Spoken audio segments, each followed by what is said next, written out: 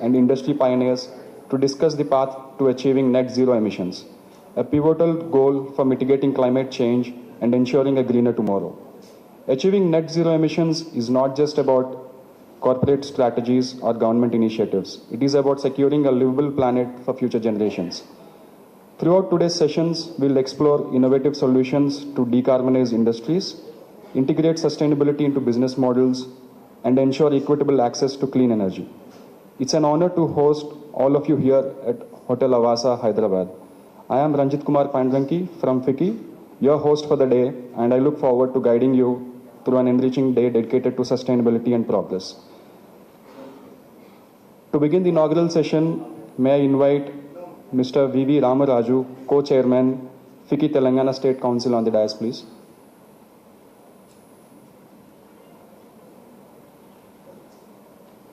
Next, I would like to invite Dr. P. Ram Babu, Co-Chair of FICCI Committees on Environment and Climate Change.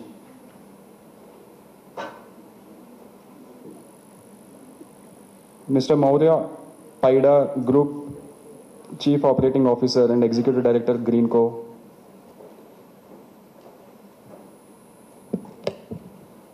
Ms. Wendy Werner, India Country Head, International Finance Corporation.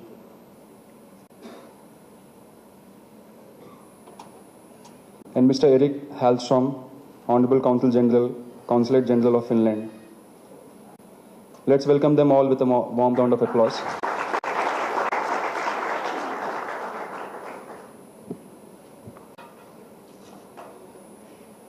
As a special gesture from FICCI and a symbol of FICCI's commitment to sustainability, our co-chairman, Mr. M.V. Ramaraju, will be now presenting the dignitaries on the dais with a plant.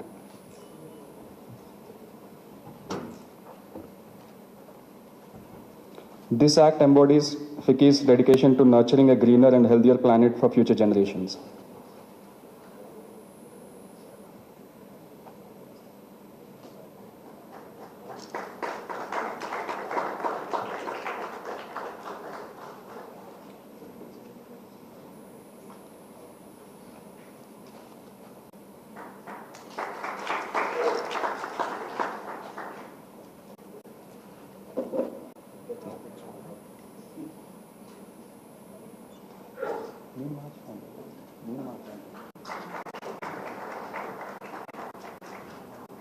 Thank you, sir. To commence our day, may I invite Mr. V.V. Ramaraju, Co-Chairman, FICCI Telangana State, to deliver the welcome address.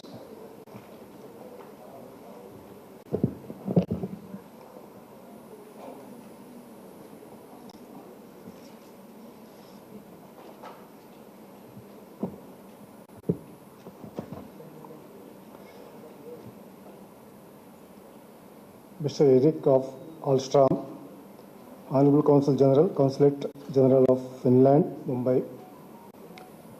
Ms. Wendy Wenger, Indian Country Head, IFC, International Finance Corporation. Paida, Group Chief Operating Officer and Executive Director, Greenco Group. And Dr. P. Rambabu, Co-Chair, FICCI Committee on Environment and Climate Change, also from the Greenco Group. Good morning, ladies and gentlemen. It's my privilege to welcome you all to the FICCI Conference on Sustainable Future, the Net Zero Dialogue, Corporate Strategies for Balancing Sustainability and Profitability.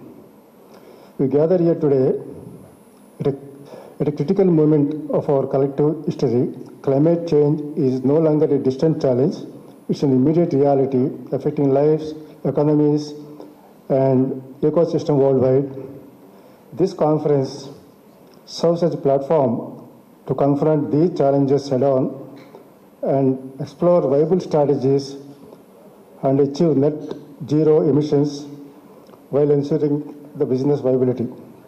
Our theme today, balancing both sustainability and profitability, underscores the vital synergy required between the environmental stewardship and the economic growth.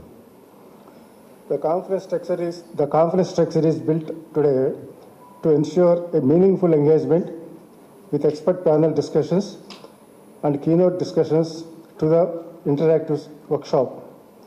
These sessions aim to offer not only ideas, but tangible knowledge sharing, collaboration, and action planning. We are honored today to have the industry leaders, policy makers, and sustainability pioneers joining us for this great initiative to share their expertise. This will help us to set the tone for robust discussions, innovative thinking, and actionable takeaways. Thank you very much for being here on this important initiative. Let us make the most of these sessions to create sustainable future for all of us. Thank you very much.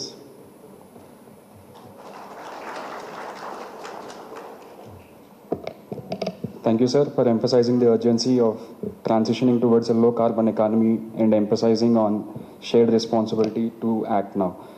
Next, we are honored to hear from Mr. Maurya Paida, Group Chief Operating Officer and Executive Director, Greenco Group, who will present the theme address.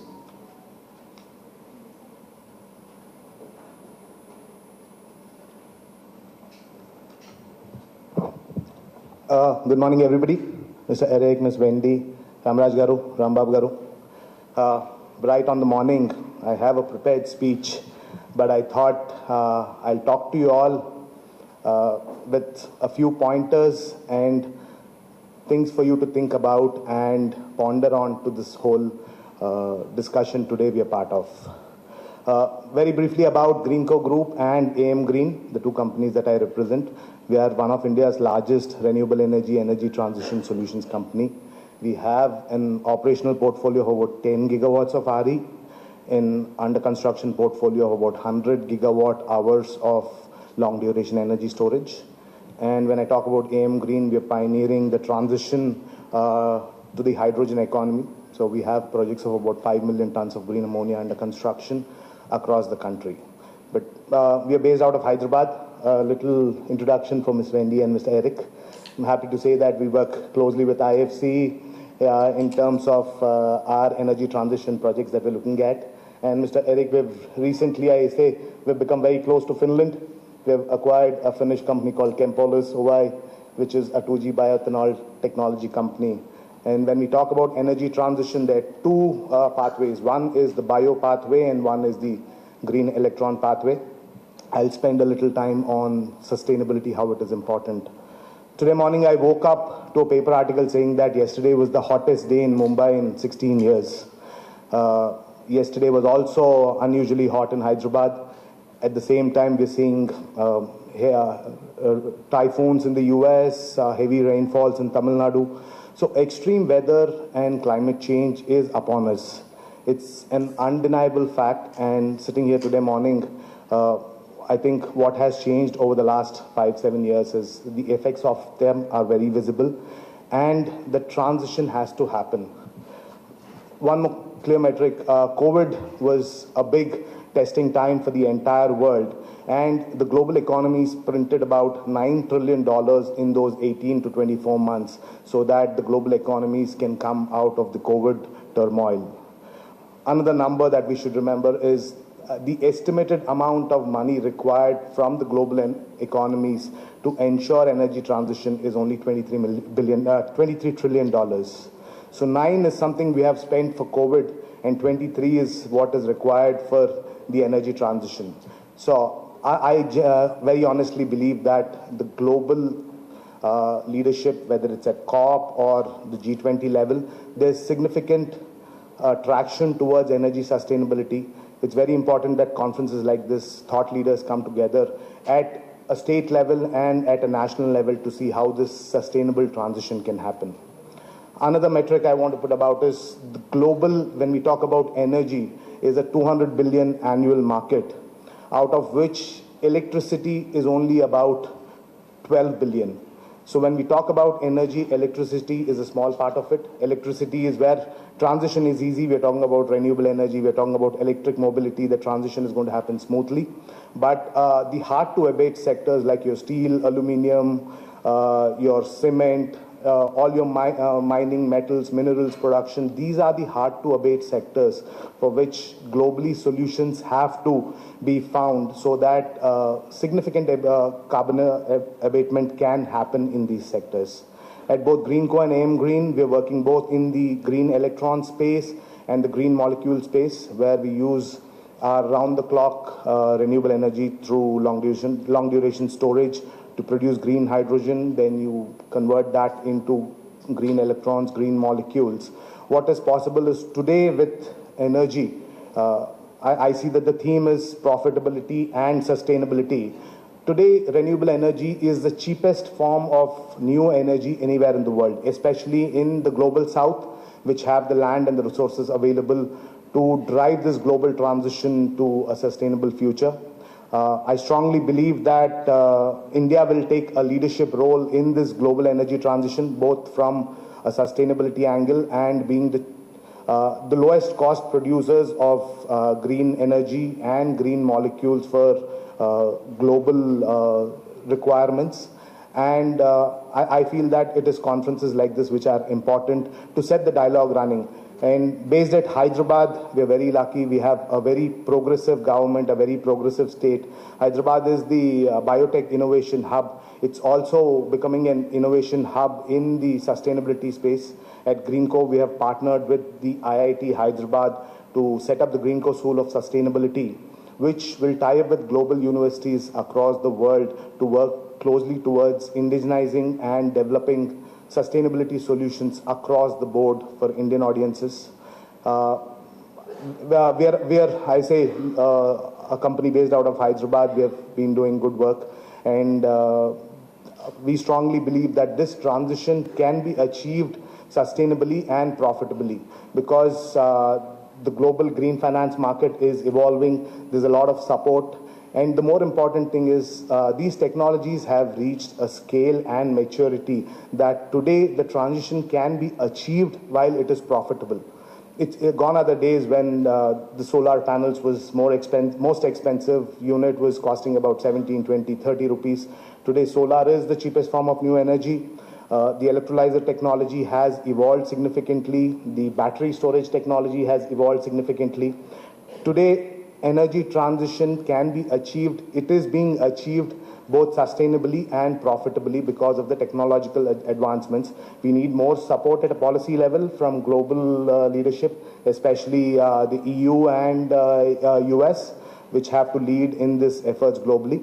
And I think we are very lucky to be in this very important times. 50 years down the line, I think this decade in which we are from 2020 to 2030 is what is going to define how the future of mankind is going to be. We are all at that inflection point where we have to take strong, definitive action if we have to have a future for our next generations. I'm happy to be part of an industry which is taking affirmative action, and I'm happy to be surrounded by people who are of similar thoughts and taking significant action in these steps. Thank you all for giving me this opportunity. Just to conclude, I can say that the theme is very viable. Sustainability and profitability are both possible with scale and technological innovation and firm policy support from global nations. And I'm available to discuss, debate further on this with any of you. Thank you so much.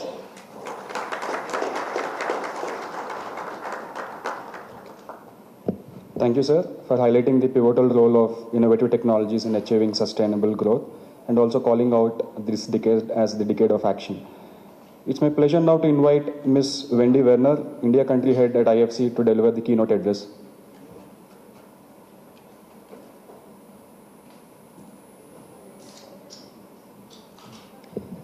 Thank you. Good morning, distinguished guests and colleagues. I am most honored to be invited here today from FICCI, and I'm looking forward to the opportunity for the discussion amongst all of the leaders of industry here today.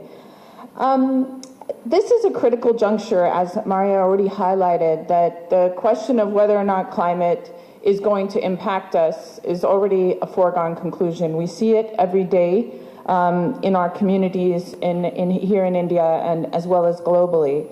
And we see that businesses worldwide are also reevaluating their role in addressing these climate and global challenges. So today we're here to discuss this timely question, really essential to the future of our economy, our individual businesses, but also our societies and our planet. In the past, sustainability and profitability were often seen as opposing forces, and businesses were traditionally driven by a pure focus on maximizing shareholder value, and sometimes at the expense of environmental health and social equity. But today we live in a world where these two objectives must coexist.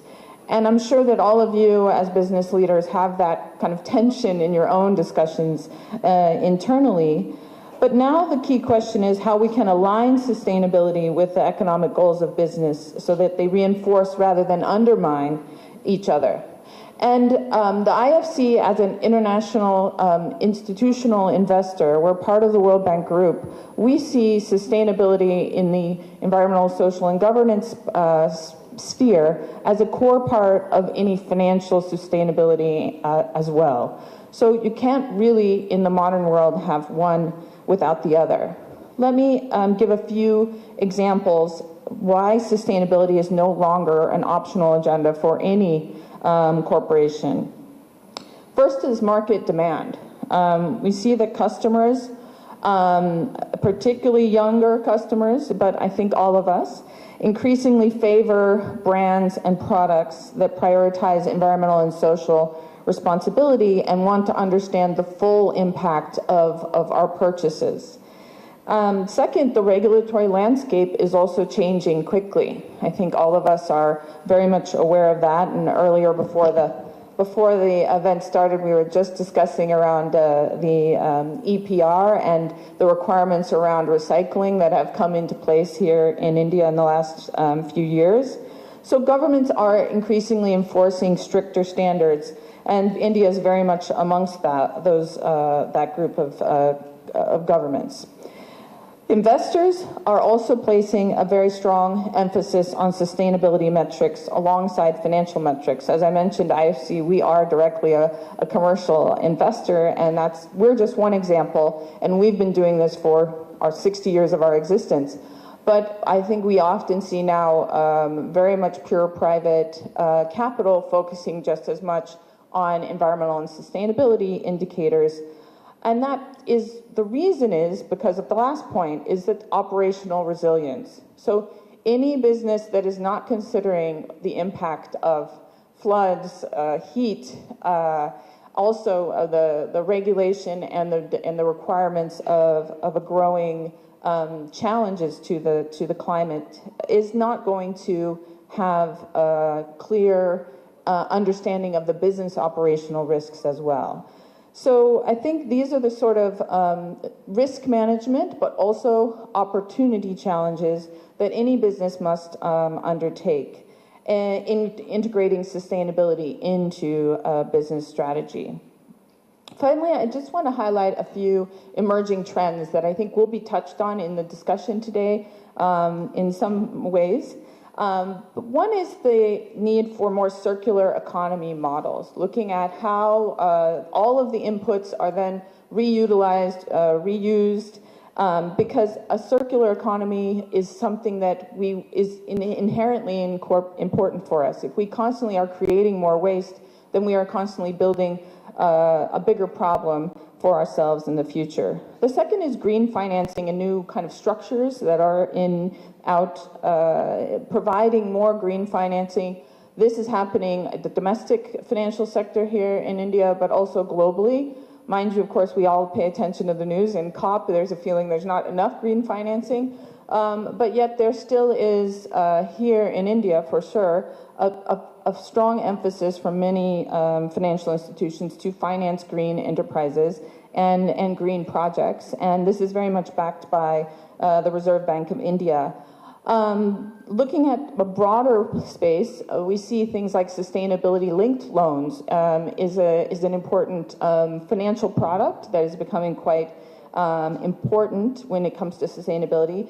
And IFC has worked on many sustainability-linked loans in sectors a variety of sectors, some of them the hard-to-abate sectors that Maria mentioned, like the paint sector with Grasim. We've also done sustainability-linked loans in infrastructure space as well as in real estate, with Mindspace, with Capital Land. So increasingly we see that sustainability-linked lending and sustainability-linked bonds are an important financial product and a financial tool that can incorporate the desired targets and metrics of the particular company. So it's not putting, one size fits all into sustainability. It's providing a framework that a company chooses what its own sustainability pathway is and its own sustainability metrics, and achieving those will give a benefit from the financier.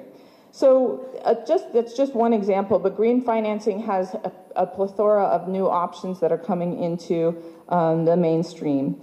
The third trend that I think is extraordinarily important may not be immediately obvious, but is digital transformation. We all see here in India over the last decade, 15 years, the important changes that have happened based on the strong digital integration into all parts of society. So using digital transformation will be increasingly important in also the sustainability agenda. Leveraging AI, the Internet of Things, IoT, and things like blockchain to optimize both energy efficiency as well as resource tracking will improve resource utilization, and increasingly that's also how both financiers, government, and buyers will track sustainability metrics.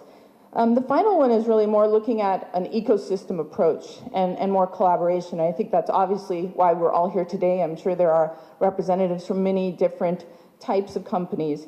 But industry-wide collaborations are very important in enabling progress to sustainability goals that, not only one single entity can do this by yourselves. So examples around how to green value chains and supply chains is very important in order to open up more opportunities, for instance, for Make in India to export outside the country. Other examples like green buildings and green materials, which I think will also be discussed here today, are one way that an ecosystem approach can really make a big difference. A short word about the International Finance Corporation, which I represent here in India. The IFC is the private sector part of the World Bank Group, and our objective is to provide private commercial capital with a development objective. So we both are aiming for profits and commercial basis, but also for development objectives. And as I said, we started doing this 60 years ago, but now I think it's very much embedded into the normal approach to financing and the private sector. Since 2018, IFC has invested and mobilized more than $70 billion just in climate finance alone globally. And we achieved a record climate financing last year of around more than $9 billion in long-term finance for climate. We look at many great examples coming out of India. India is IFC's largest country portfolio with more than $9 billion committed portfolio of investment here in private companies. And we, last year, did almost more than $1 billion in climate financing in our own account. So we know what it means to find and invest in strong sustainability leaders. And we are very committed to seeing those sustainability leaders and green projects grow here in India. I think I will skip over renewables since Maria covered it very nicely, but we are a strong investor in the renewable space, and we're also very pleased to be looking to partner with Greenco. Another Hyderabad-based company is a major equity partner for us, which is Fourth Partner Energy, which was one of our largest equity investments last year across IFC globally. So we see renewables as a major space for growth coming up across all geographies, and increasingly a look at new technologies as well to achieve round-the-clock fully renewable power. But I'll talk about a few other examples that are relevant.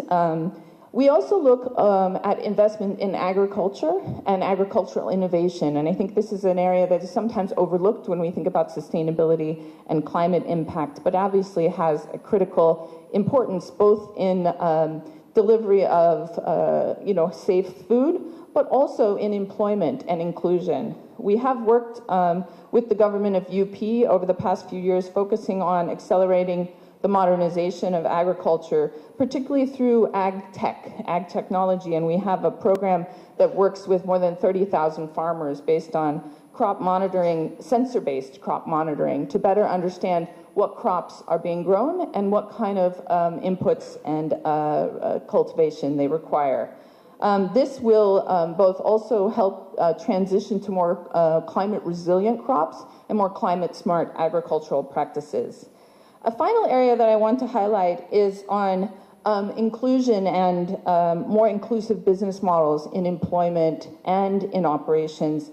And IFC has a strong focus on gender inclusion. We work with many of our companies and clients across all verticals on how to include more women in their both suppliers, but also in their employees and in their leadership. And last year we partnered with JICA, UN Women, and ILO to launch what's called the India Gender Collaborative, which is a collaborative around 50 companies so far who are making specific gender targets in their own operations and committing to those gender targets. So I feel like that the inclusion aspect is also a very important part of sustainability. Again, making sure that both the private sector, the corporate sector, as well as government and regulation are delivering for the entire population. These examples just give an idea of kind of the localized approach that we need to see, as well within the global frameworks that we hear about all the time.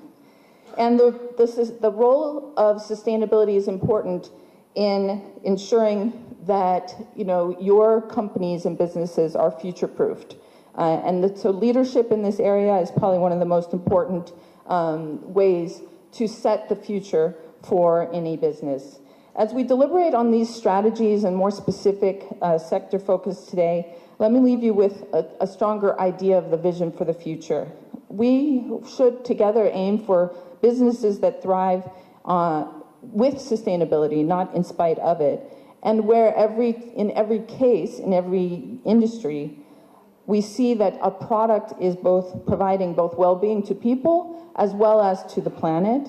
And to achieve this sort of action, we need both a collective ecosystem from business, the private sector leadership like FICCI, and government as well. So I'm very pleased to be here for this dialogue, and I applaud FICCI for the topic, focusing on sustainability as a business imperative is very forward-looking, and the vision is that this should be a core part of the future. Thank you.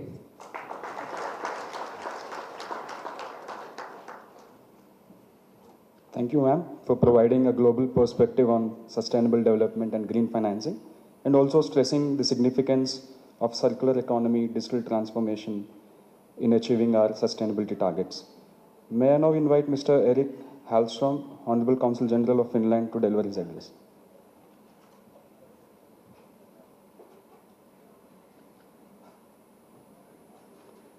Excellencies, ladies and gentlemen, it's a great honor for me to stand in front of you here as the first Consul General of Finland in Mumbai, of my country. Yes, it's true. Finland was not present in India outside Delhi before January 2023, when I was appointed. Relations between India and Finland are quite close and unproblematic. Prime Ministers Narendra Modi and Sanna Marin met in Copenhagen in 2022, and there they agreed to establish partnerships on digitalization and sustainability and education. So thank you for inviting me to this conference here today to discuss this very important subject of a sustainable future. And as I said, one of the basic pillars of the bilateral relationship between India and Finland is the partnership on sustainability. And it's, of course, a broad subject. It can be approached from a global level, governmental level, business level, and individual level. And I just briefly want to say that we should never forget the individual level, our own choices. We can walk instead of taking the cars. We can use public transport. cycle, we can use clean energy, and we can reuse our clothes instead of throwing them away. But at the national level, I'm proud to say that Finland is ranked first in the Sustainable Development Report, comparing 193 UN member states on these 17 Sustainable Development Goals. And these non-binding SDGs are maybe the most important global norm which aims at increased sustainability. The annual COPs meetings are also a global norm, but they can also be seen as a process in themselves. The recent meeting in Baku has been criticized both from the developing countries and from the developed countries, but the meeting could finally agree on increased financial support from the developed world. Although it must be admitted, many experts have already said that it's too little to stop global warming to 1.5 degrees. Finland as a country has committed itself to be carbon neutral by 2035. Well, this is of course a political commitment more than a legal commitment, and you may well ask how shall we then reach that goal? Well, the focus of Finnish government is on promoting the clean transition and investments in industry.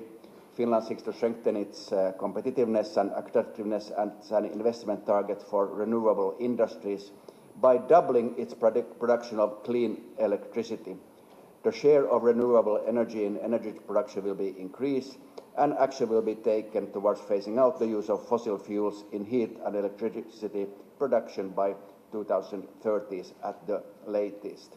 Yes, we have a lot of heat production in Finland because we must warm up our houses, especially in the winter time, because Finland, compared to India, it's a much colder country. And we also have a national climate and energy strategy, which is complementary to the European Union target, the so-called Fit for 55 package. While considering the growing Indian economy and the prospects it brings with it, I will now mention 5 sectors which are interlinked, which are in particular promising when it comes to Indo-Finnish cooperation and how to achieve sustainability from business perspective and to balance sustainability and profitability. And these are partly the same sectors as Wendy just mentioned in her speech. These 5 sectors are bioeconomy, circular economy, clean tech, health and well-being, and digitalization.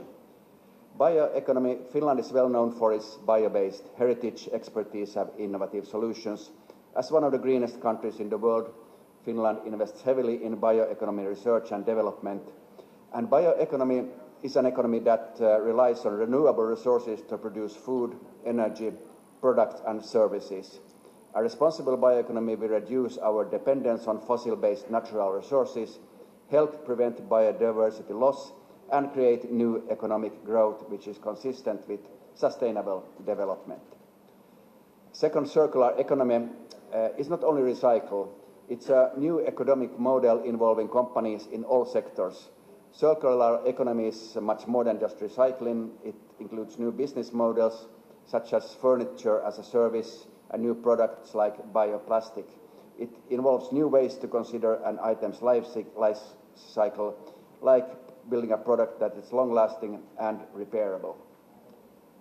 3, clean tech. Clean tech runs in our genes, and sustainability is our second nature.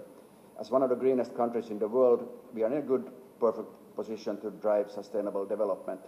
40% of Finnish energy is produced with renewables like biomass, hydro, wind, and solar power. And 50% of energy is recycled and recovered from wastewaters and buildings in the capital, Helsinki. 4, health and well-being. Much of the developed world now faces a severe demographic challenge. People suffer more from chronic diseases and lifestyle-related diseases. The problem is providing good quality health care to more people as the proportion of tax-paying workers decrease. Our health sector is built on world-class research and digital know-how. We call the new health model the smart health solution. And 5, digitalization. Finland is the most digitalized country in Europe. Sometimes it's called digital transformation. It is the use of digital technologies to modify or create new organizational processes, culture, business models, and experiences. And digitalization can help companies to be more profitable at lower costs, while it at the same time also can help public institutions to improve services at lower cost. The history of Nokia is one reason why Finland is a global forerunner in digitalization today.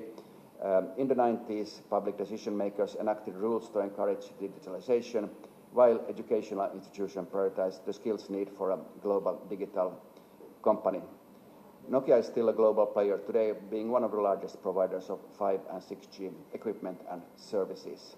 So these 5 sectors, bioeconomy, circular economy, clean tech, health, well-being and digitalization, are sectors where Finland is strong, and our businesses, universities, think tanks and public entities invite international partners in a variety of endeavors, ranging from ICT challenges to broad questions to do cooperation. Because we do not want to develop these sectors alone, we want international cooperation with India and the rest of the world.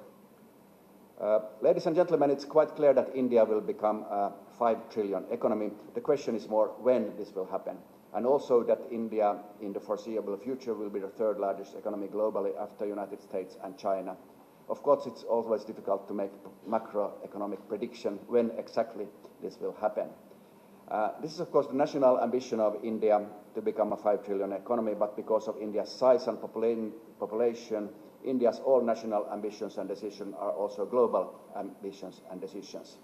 India's growth is also global growth and also a global interest. But the interesting question is, of course, what India shall do when it becomes richer. Of course, it's for this country's democratically elected leaders to decide how to steer the ship. But I believe that it's evident that all Indians will benefit from the growth. The education level will rise, poverty will decrease. But the big chance India has now is to improve sustainability, not only to grow, but to grow in a sustainable way. When discussing sustainability and international cooperation, one sector to be stressed here more than any others maybe is the climate change, because we all understand that we really need international cooperation because the question of global warming and melting polar ices, they do not recognize national borders. We cannot look at this question from national lenses only. We really need international cooperation. India, under the present government, has been quite active at the international level. Finland recognizes the initiatives that India has made, like the International Solar Alliance and the International Biofuel Alliance, and we are considering memberships in these. Finland, for its part, has been active in establishing the Finance Ministers' Coalition for Climate Change. In conclusion, India is a global power, often aligned with the global south. Finland, a small, rich country in Northern Europe, deeply rooted in Western cultures and structures, but we have much to give each other, much to discuss and to cooperate, both at corporate level and national levels. We need each other because only together can we make this world a better place. Thank you.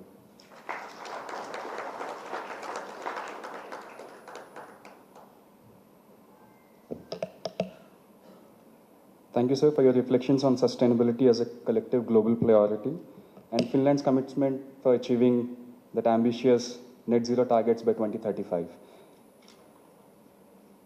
To conclude the inaugural session, may I invite Dr. P. Ram Babu, Co-Chairman FICCI's Committee on Environment and Climate Change, to deliver the vote of thanks.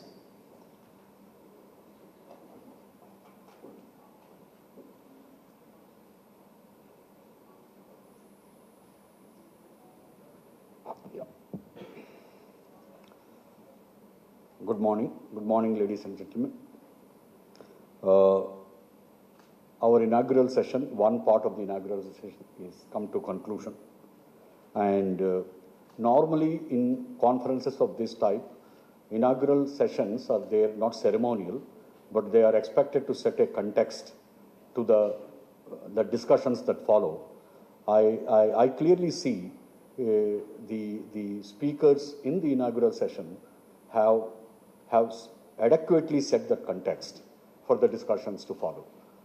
I will take you through some of the important points that were made by the speakers, and that I hope that will be deliberated through the panels to follow. Initially, Ramaraj Garu has set the context and said that what are the kinds of panels that are there in this conference, and very clearly said that the conference is discussing the sustainable future and conducting a net zero dialogue, and at the same time discussing the balancing sustainability and profitability. Subsequently, Maurya Garu, okay, from Greenco, the Chief Operating Officer and Executive Director of Greenco, he very clearly outlined one thing. The way the world tackled COVID, okay, that gives us hope, a clear, not only hope, a clear possibility that we will be able to tackle and put our resources in place to address the climate change. I think that gives us many times there is a pessimism around whether we will be able to go through this transition, whether we will be able to put our resources together for this transition, etc., etc. He clearly set that context and the hope. And also, I am also a part of Greenco. The story of Greenco over the last few years also gives us a hope that as it's possible, not only to have firm renewable energy at a price comparable to a new coal-based power plant, an affordable, firm, dispatchable renewable energy. And out of that, we can also decarbonize significant content of the electricity from the AM Greens plan we are seeing, that we can have green fuels, green chemicals, green materials, etc., from the green hydrogen that is produced from the dispatchable, affordable, renewable energy. So, there are two messages that came to me, which are also happen to be messages of integrated reports of Greenco. One says it's possible. The first message is it's possible to do it. The second message is that making green sustainable, making green socially and environmentally acceptable is possible. I think these two messages are coming out very clearly. I think as we go along, we will deliberate it further in the conference. And Maurya called for a decade of action. He said that this is the decade where we have to act and accelerate our action towards energy transition and industrial transformation. And there are already mature technologies, and he called upon political and financial sector leadership, okay, to address some amount of glitches that are there, but the technologies are mature enough. Okay, we should be able to deploy, we should be able to accelerate the climate action. I think that point was, I think this will be discussed further as we go along. And basically he called for nudge from multilateral institutions that are absolutely necessary. Following that, the comprehensive coverage by Ms. Wendy Werner actually set the context for the overall conference. Okay, she of course said that sustainability is no longer optional, and she focused on extended producer responsibility and brought the focus to the circular economy that we need to address, and also outlined the IFC's focus that has always been there around combining profitability and sustainability through their various operational rules, etc., and performance standards. I think many of our companies, including Greenco, we all follow the IFC's performance standards and in all our investments. And further, I think Wendy also emphasized on sustainability linked loans. Okay, that is, I think, even though started from the multilateral financial institutions like IFC, I think more and more people are looking at the sustainability linked loans, something similar to impact investing kind of an activity, but these are much more popular and operational. And she also talked about the ecosystem approach to sustainability.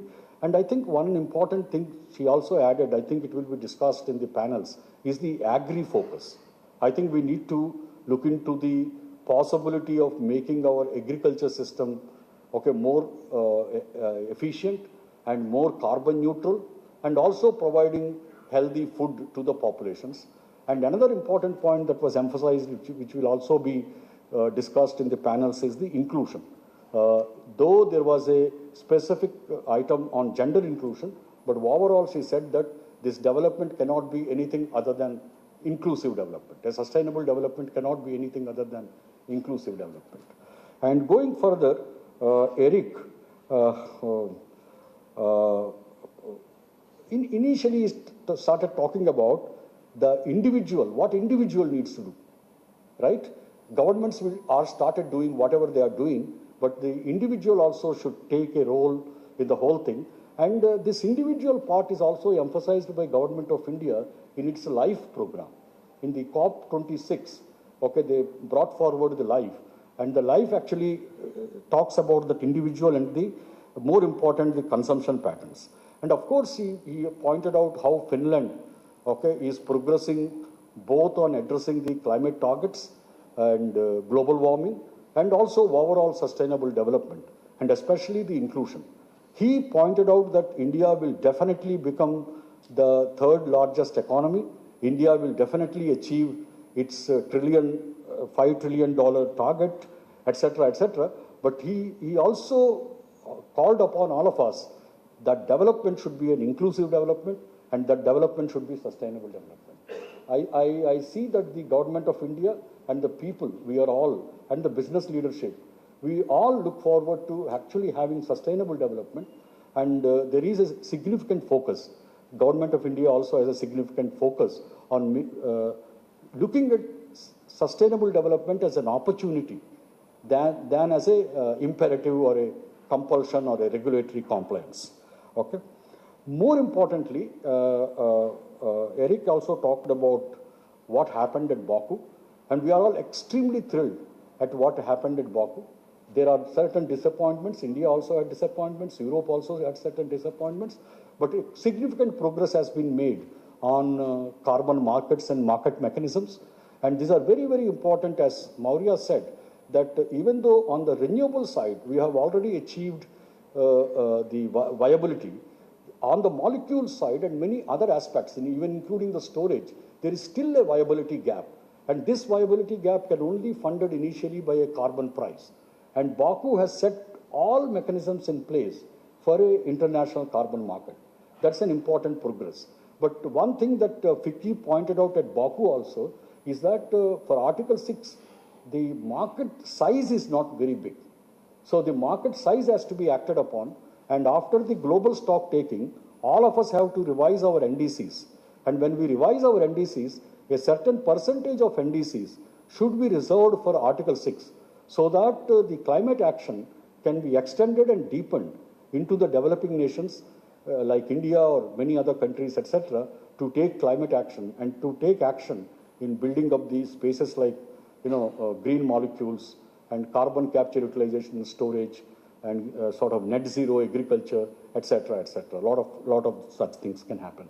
I think there is enough that has been said, and very structured way context has been set, and that will be wonderful for all of us to consider and discuss that in the panels.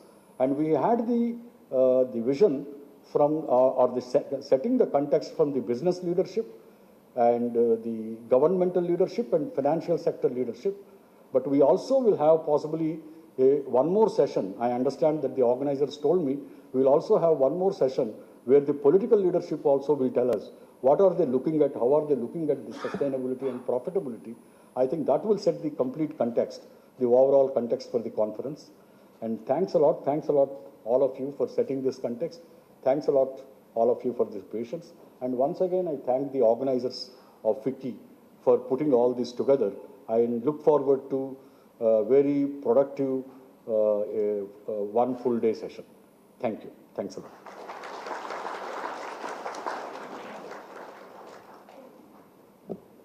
Thank you, sir, for summarizing the session and setting the tone for the day.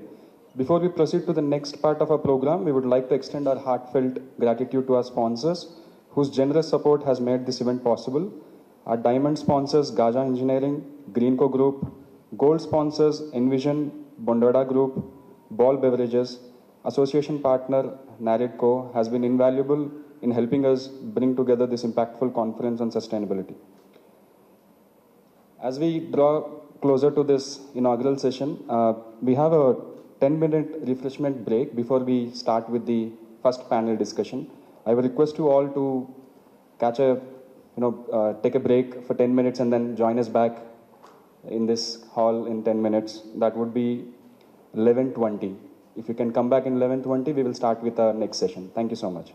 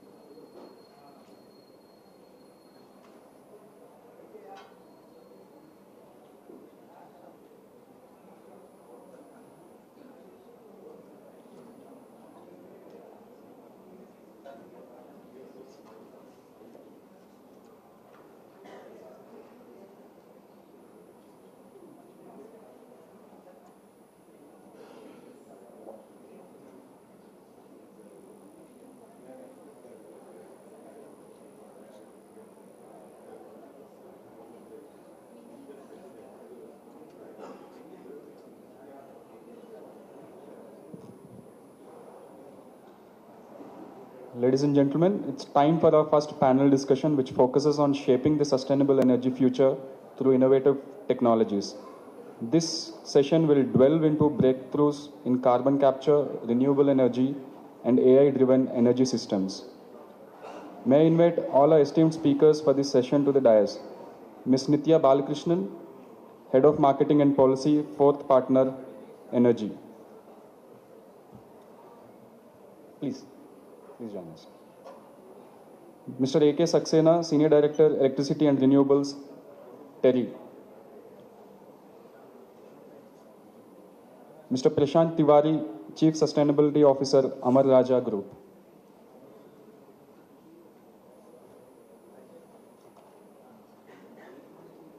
Dr. Bondada Raghavendra Rao, Chairman and Managing Director, Bondada Engineering. Please join us on the dais. Let's welcome them with a warm round of applause.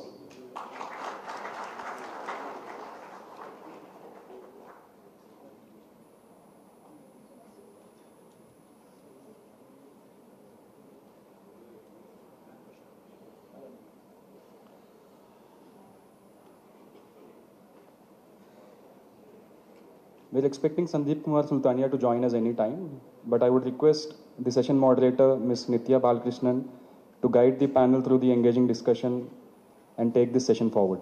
Thank you.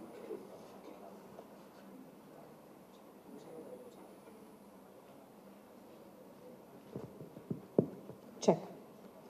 A very warm welcome and good morning to everybody here. It was a very insightful keynote opening session of this conference, and at the forefront, thanks to FICCI for bringing all of us together and discussing what inevitably is going to be a very crucial lever in India's growth story in the next couple of years, right? And while we're keeping in mind the fact that we are the 5th largest economy in the world today, over 7.5, rate of GDP growth in 2023, amongst the fastest growing economies of the world. And this is stuff that all of us keep hearing about and reading about in headlines, right? And we are looking at becoming the 3rd largest by 2030, which means growth is inevitable. And that is something that's going to boost India's economy, boost the employment. At the same time, what everybody is now realizing and starting to talk about, which is pretty much what the focus of this conference is growing in a sustainable, just manner. And emphasizing on this is going to be very crucial as India embarks on this exponential growth phase, right? Especially because on one hand, we're reading all of these in headlines, and on the other hand, you're talking about AQI levels in India's top cities, the fact that schools have to be shut, traffic has to be halted in order for people to breathe in quality air, right? So there is no doubt that sustainability will have to take center stage. And this, panel is going to be talking about renewable energy as a lever of sustainability and ensuring that sustainable energy, just transition, and how to leverage technology in sustainable energy, right? But before we switch gears and throw the spotlight onto the renewable energy spectrum, let's take a step back, and here is where I'd like to welcome Dr. Saxena from TERI into this conversation. And what does sustainability really mean to you, and what do you think India has done to actually put sustainability onto center stage as we are focusing on growth? Thank you so much. Thank you so much. I think compliments to FICCI for arranging a conference on such an important topic. Sustainability, I think it needs no emphasis. The sustainability means that how do we perform our activities in the present so that the activities which are to be performed by the future generation are not sort of compromised. They are able to, or they will be able to lead a healthy, sustainable life. And we should not do today something what will endanger the future generations to be getting deprived of. Either we talk of natural resources or we talk of any other thing. That is what is the sustainability, what it means to. And the key levers of sustainability are environmental sustainability, economic sustainability, and the social sustainability. All three of them are extremely important.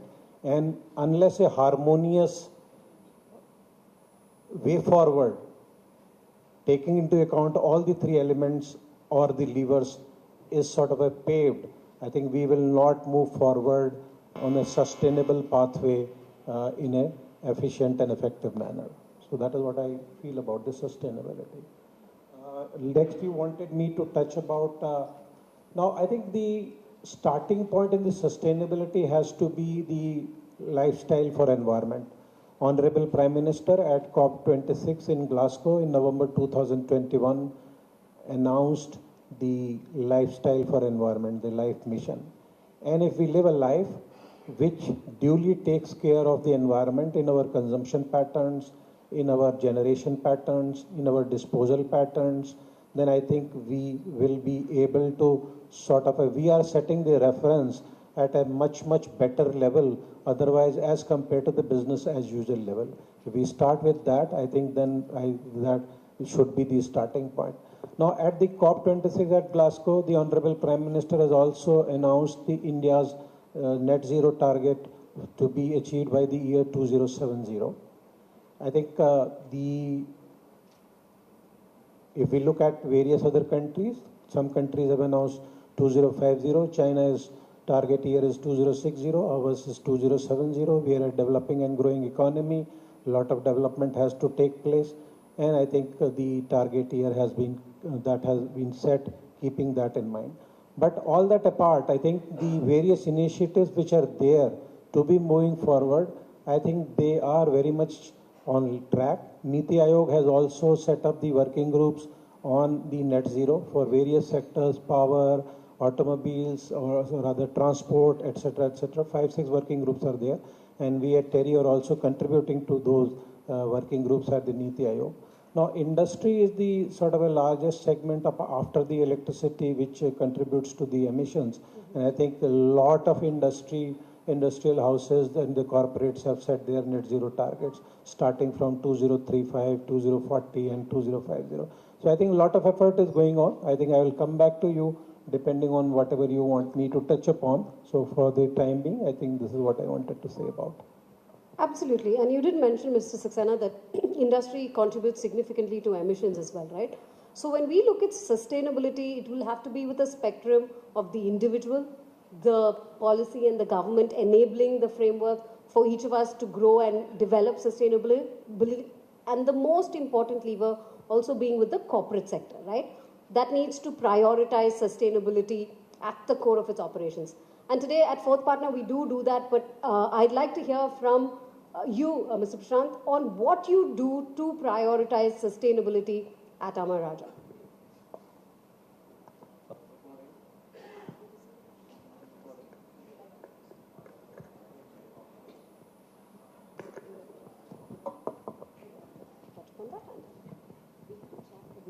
Good morning, everyone.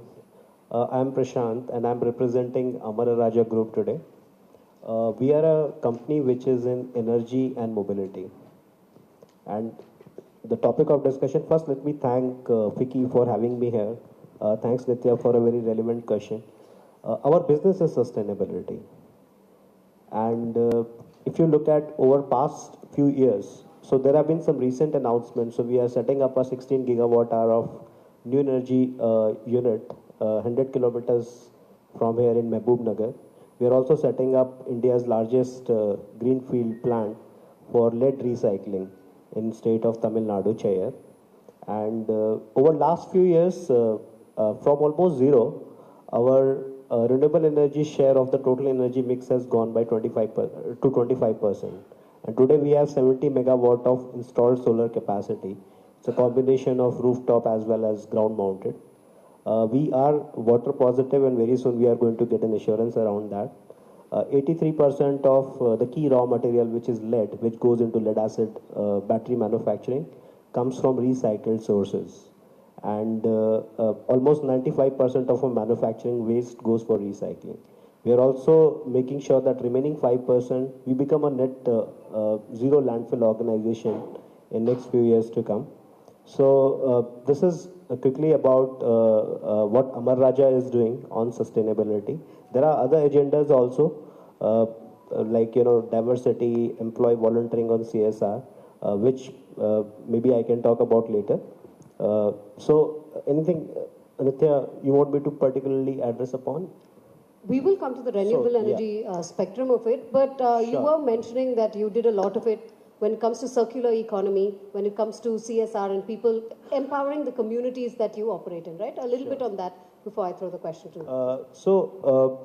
On carbon emissions, we applied for CDP last year, and in the maiden attempt, we got a B rating. We have a net zero plan. We are applying for SBTi assurance this year. And by 2028, we want to reduce our absolute emissions by 30%. And in fact, if you look at the last 2 years, our absolute emissions, so FY22 is our baseline year, and it has come down by 20%, absolute emissions, and intensity has come down by 38%. And we would need help from the partners like 4PL to achieve our target of implementing another 160 megawatt in next 3 years of renewable energy, so that we show a substantial progress towards our goal of net zero. Coming to community, and there are multiple projects. So we have our manufacturing units in Tirupati and Chittoor. We have skill development centers. So basically, it's the local people who get employed there. They go through the skill development center, work in our factories. And this has been a win-win situation for both the organization as well as the local community, plus multiple initiatives around environment. We adopted a forest which has 75,000 trees. So it used to be a barren land, and today it is a lush green forest. And rainwater harvesting, public health care, women empowerment. So those are some of the things where we are very active. Absolutely. Pleasure to hear that, Prashant, because it is, the industry that has to lead the charge, whether it comes to energy transition, whether it comes to adoption of sustainable practices. And before we actually switch gears and talk about renewables and the role that renewables and renewable technology is going to play in the coming days, Dr. Bundara, would you like to come into this conversation? And what does net zero really mean to your firm, and how is it that you are looking to prioritize, a clean development going on? Yeah, thank you, Nitya. And my name is Dr. Bondada Raghavendra, representing Bondada Engineering Limited. I'm the Chairman and Managing Director of Bondada Engineering Limited. Thanks for FICCI for arranging this kind of seminars, and I think these kind of seminars are very, very important for current situations. Yes, sustainability is a big topic, and it can lead to the business, it can lead to the corporates, even actually it has to start from even our houses also. It has to be lead to the every individual, the sustainability future, because everyone has to be, because we are there on earth, we should not spoil this earth actually. We have to give back, we have to safeguard this earth. We know that everybody is concerning about this global warming and carbon dioxide emissions, carbon emissions. It has to start from our kitchen itself. Our mother, our wives, even our maids have to be aware of what is sustainability in future actually. They have to segregate solid waste, liquid waste and kind of thing. And coming back to the company as a Bondada Engineering, we are mainly into solar business, solar power plants, EPC and as well as the IPP. So far, we have contributed a reduction of around 7.5 lakhs metric tons of carbon emissions. And we have the ambitious target to reach around 10 gigawatt of renewable energy installations by 2030. It is the part of 500 gigawatt of Indian government. We are very proud that actually we are part of that mission given by Honorable Prime Minister Narendra Modi Garu. And again, this 500 gigawatt is a part of our net zero by 2070.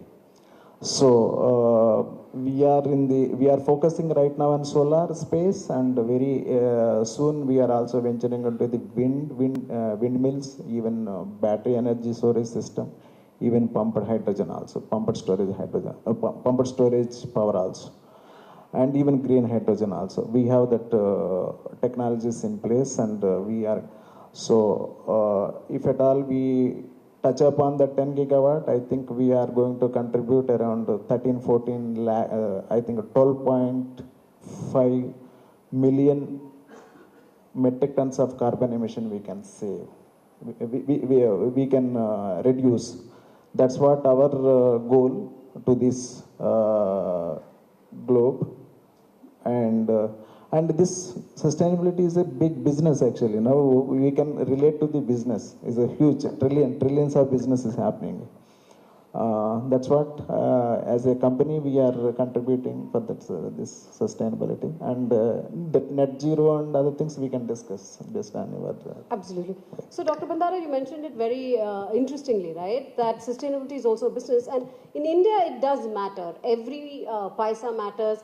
And what a lot of us do is try and balance the idea of the planet with profitability, right? Because both are crucial, especially for a developing nation like India. And now we've heard from everybody what sustainability really means and how to set the stage for net zero. But if we can throw the spotlight in this panel discussion onto what renewable energy looks like and RE technologies that various companies, various conglomerates can adopt to actually ensure that we are significantly targeting environmental conservation and reduction in carbon emissions. And once again, the audience, let me throw a little bit of statistics at all of us, right? 500 gigawatt target of renewable energy installation by 2030 is what the government has. Recently, we indicated we'd surpassed the 202 gigawatt mark, which means we have about 6 years running and we have significantly more of the target to meet. Good part is, again, renewables has crossed 40% of the energy mix for the first time in India's history, which means there is lesser and lesser reliance on fossil fuels, right? Lots of noises being made in the right direction, of course.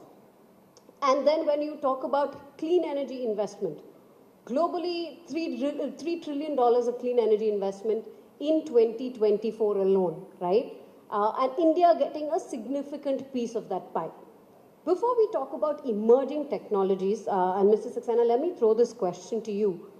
What has been the biggest game changer as far as you're concerned, and how has the decade really been for India to now finally talk about, over 40% of the renewables energy mix being generated by renewables and significant targets, right? So what have we done right, and what more should we be doing? I think the biggest game changer in India is always the scale. And the scale, what we have in India has brought down the prices of renewable energy so drastically that we can, I remember a few years ago when I was in the Ministry of Power, then the point of discussion was that we need to have renewables, and how do we make use of those renewables, because they are costly renewables. And what was done at that point of time, that renewables were bundled with the thermal power of NTPC, which was much cheaper, and the ratio was 80-20, so that the net cost, the overall cost which the DISCOM will have to pay for this bundled power is reasonable enough. Now it is the vice versa. The situation has totally changed. The renewable power is available from about 2 rupees to 2 rupees 50 paisa per kilowatt hour. The energy storage, the bits which we are finding, they are available at about 3 rupees 75 paisa per kilowatt hour. So the volumes have driven it. The model which India has adopted has really sort of made it happen. Aggregation of demand, competitive bidding, successive rounds of competitive bidding have brought down the prices. And the models which India has adopted, particularly in regard to renewable, I think this model started with the LEDs, and that really brought down the sort of this is an example, this is a case study in perhaps in Harvard Business School as well, that what India did in regard to the LEDs and how the prices were brought down and what business model was adopted for it. Now, in this case now, the aggregation of demand is being done by agencies like Solar Energy Corporation of India Limited, and they have come out with a different type of products which are there. The plain solar, then the solar plus wind hybrid, then solar plus wind hybrid with storage, without storage, the round the clock power, etc., etc. And the prices, if you see, I think I have some numbers I just jotted down before coming here. Solar plus wind hybrid is in the range of 2 rupees 34 paisa to 4 rupees 64 paisa. If you work out the average, it is about 3 rupees 10 paisa. Solar wind hybrid with storage is about 4 rupees 37 paisa to 9 rupees. 9 rupees has been only a single bit, otherwise it is very close to 5 rupees. Solar wind hybrid with storage RTC, it's ranging from 3 rupees to 4 rupees 25 paisa. So I think the volume which is there, so I think the policy which has been there, the regulations which are there have enabled, paved the way for the developers to have the comfort, and it has brought down the prices very, very drastically. Now the biggest question remains still that what does it mean to me? As an electricity distribution company, the generation cost would have come down, but if I add the transmission charges, transmission losses in the interstate transmission system, in the state transmission system, in the distribution system, does it make a business case for me or not? Because DISCOMs, many of them or most of them are not financially healthy, and they look at as a business case whether what does it mean to me. And I think some more, it's a question of time when we will find that, I think they will find it more attractive. The Maharashtra Electricity Regulatory Commission has recently approved the procurement of the renewable power. It is a some 4 rupees 60 odd paisas, and they have given in their order that it is sort of a very competitive with the other power which is being procured by the DISCOM in the state. So I think the days are there when we find that the renewables have really made a headway, and the days are not far when we will see further progress in regard to this. Sure. If Mr. Prashant, I can work you into this conversation and to just take along from what Mr. Saxena said, how do you think the consumer's mindset, especially when it comes to the C&I space, the commercial and industrial space, how has that changed when it comes to renewables adoption? The way we look at it is this shift towards renewable energy is irreversible. There might be hiccups. There may be a little slowdown because of certain things which Dr. Saxena also mentioned with respect to DISCOM's financial health, long-term contracts they have with existing thermal power plants. So there may be certain hiccups, but this process is irreversible. And if you look at India, I think he very nicely brought down a point as the cost has come down. So I think the solar has come down to almost 90% in last 10 years. The batteries, if you look at kilowatt hour, has come down by 70%. So is the case with wind, another 70%. So today what this country needs is clean air, and there is no other option than renewable energy. What we also need is cheaper access to energy, no option other than renewable energy. And we also need to reduce our dependence on, and there are some geopolitical reasons also, we buy fossil fuel, and it's a huge, I would say, burden on exchequer, and there is no other option than renewable energy. So it makes perfect business sense, and there would be some minor hiccups. Now coming to how industry is looking at it, the way we started is, it made perfect business sense for us. I mean, setting up, in fact, you go to Telangana and Andhra Pradesh, I think you would not find any roof which does not have solar panels now. It always, I mean, even 5 years back it made business sense, and now it is even better. It has become cheaper and more efficient. The second part, there are certain challenges, open access, and some of those limitations, the policy clarity and consistency, having those transmission and grid infrastructure. So there are some challenges, but I think if you look at the public policy, they've been pretty supportive about it. Today we have, I think about Amar Raja business, so there are PLIs for everything, whether it is solar cell manufacturing, whether it is advanced cell chemistry, EVs, semiconductors. So overall direction is very positive.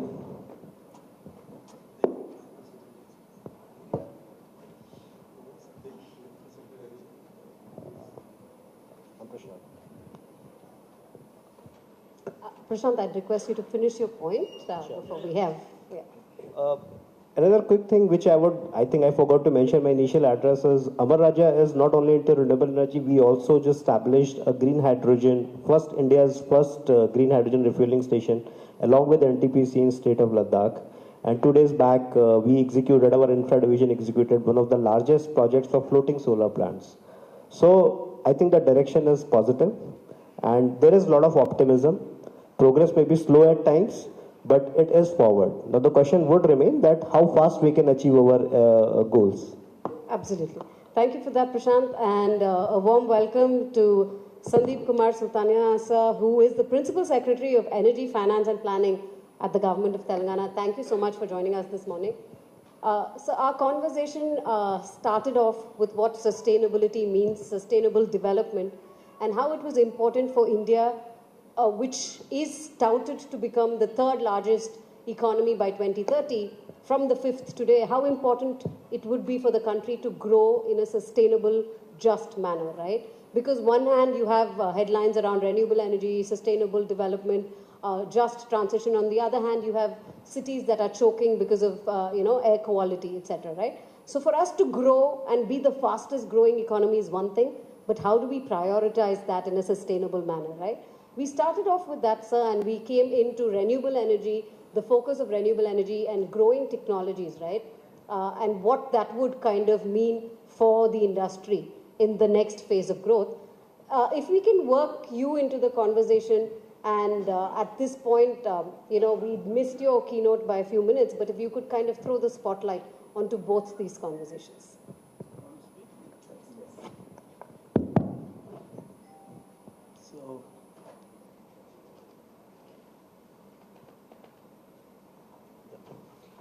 So good afternoon, everyone. I apologize for being a little late. Sometimes things are not in our control. So thank you very much for inviting me to such an important conference, which is talking about transition to green energy and making our country, our growth sustainable. So I also thank other panelists who are there on the dais, Mr. Bondara Raghavendra Garu, Chairman and Managing Director, Bondada Engineering Limited, Mr. A.K. Saxena, Senior Director, Electricity and Renewables, TERI.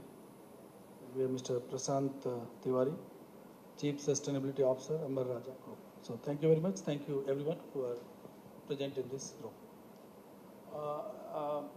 It's a new buzzword that the growth or development which we are having should be sustainable. Means our new generation should not blame us, for the future problems. That is basically the meaning of, sustainable development. How do you do the sustainable development is the I think issue for which we are all sitting here. What should we do to make our growth sustainable? We should grow, but we should grow in a manner that we can sustain it for a longer term. I think we are already the fastest growing economy, and that's what my understanding is, that we are already the fastest growing economy. Our rate of growth is fastest in the world, and we are already 5th largest economy in the world, and I think we are going to move to 3rd largest economy maybe by 2030 or maybe 35 or something like that. Now, presently, if we want to be sustainable, one is, there are many other aspects, this pollution, food, but we'll talk about energy today because I am from energy, sector, so we'll talk about energy. The focus is on green energy. Everybody's talking about green energy, reduce the carbon, footprint. That is what everybody's talking about, and we are also talking about the same thing. That is what we also feel that is the future course of action for us. Telangana is already a leader in the solar energy. In last 10 years, we have done quite reasonably well so far as development of solar power is concerned. But in times to come, the focus is going to be more. We are going to come out with a policy. Our Honorable Chief Minister, our Honorable Deputy Chief Minister has spoken about it earlier, that we are going to come out with a renewable energy policy where we will focus on around 20,000 megawatts of energy renewable energy by 2030 to meet our increasing demand as projected by the the Central Electricity Authority.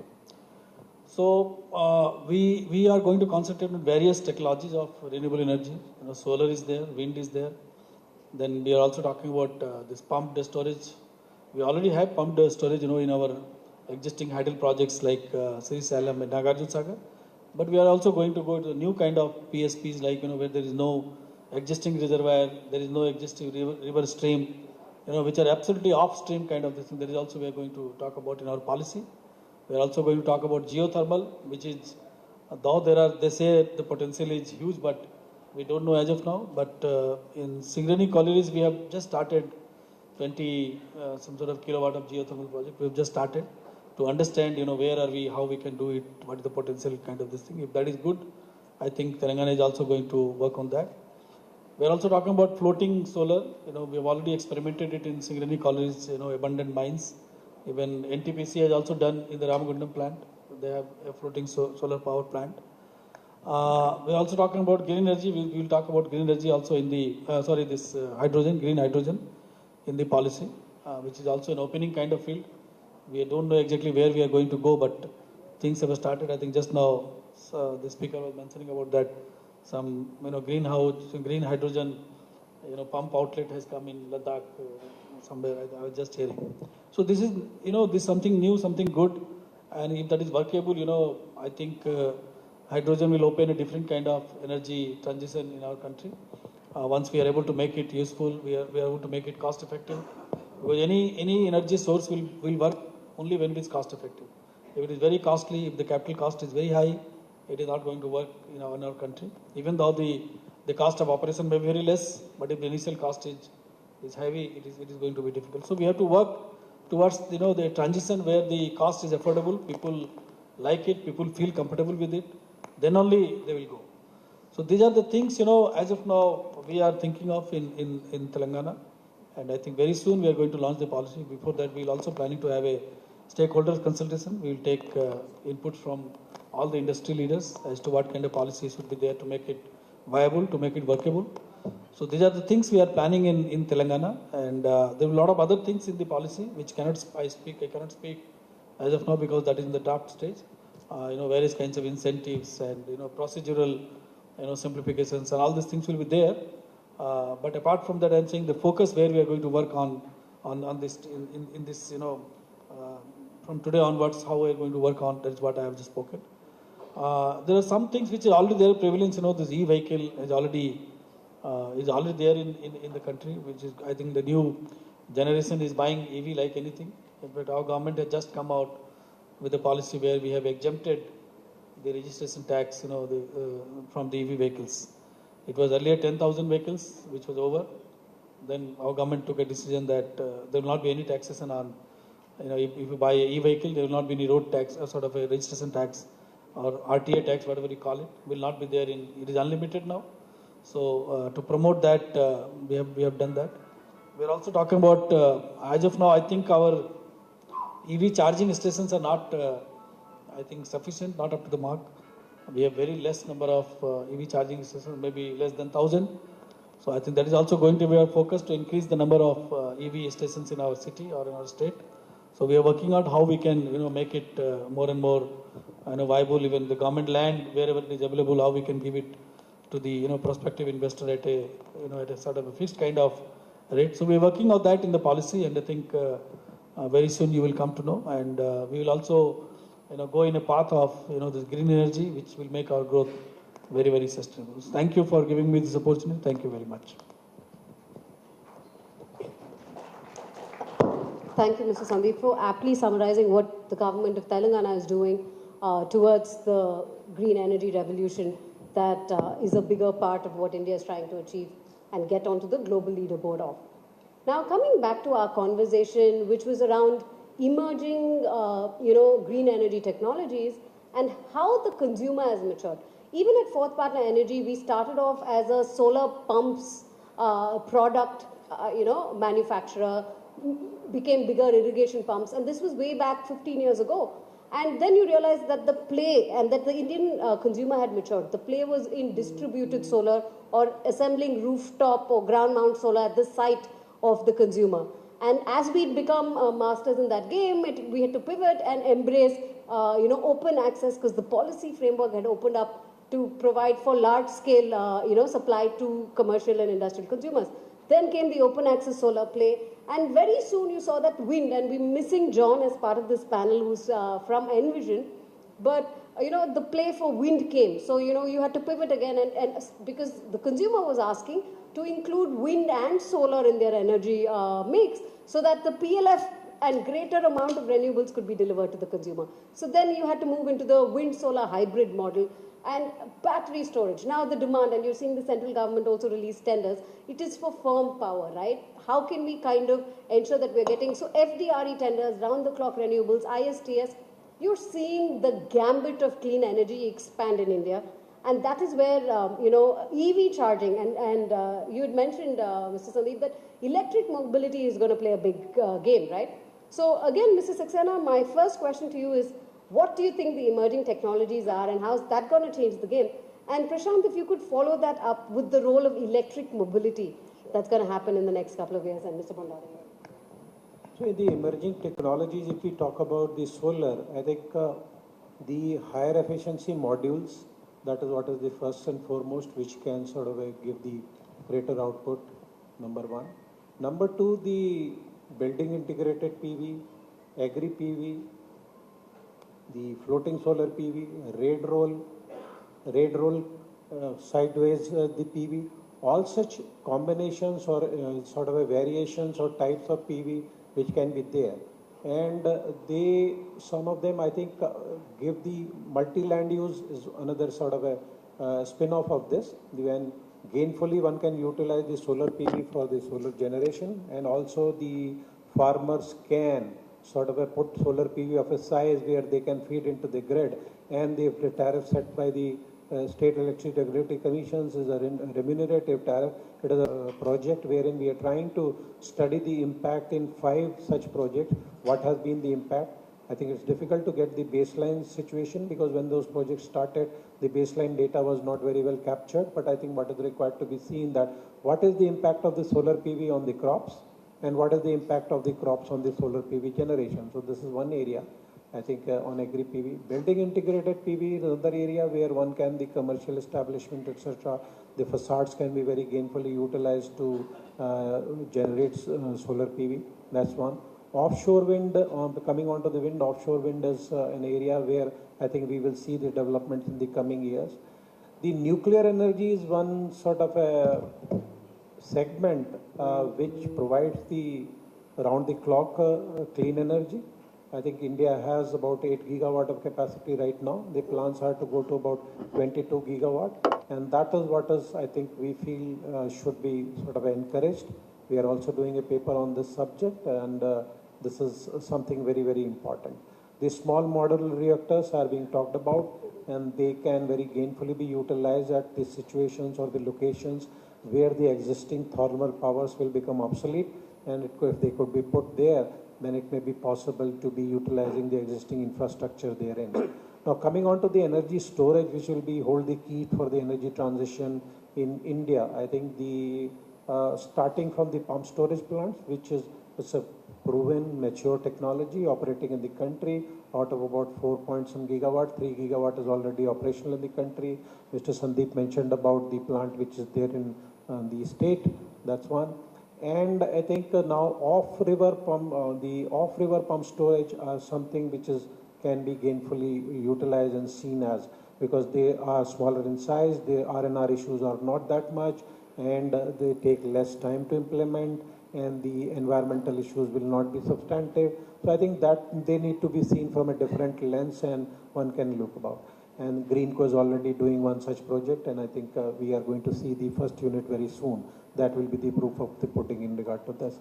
Now, after the pump storage, we feel about the concentrated solar thermal with some storage, because that is something which can give us the supply, because we utilize the solar energy and we store that energy by the reflection, etc., and then utilize at a time when we require to use it. That is what is something. The second, what we feel about in the energy storage. Third, we feel battery energy storage, because it's a small modular component. It can be gainfully utilized for various end users and applications.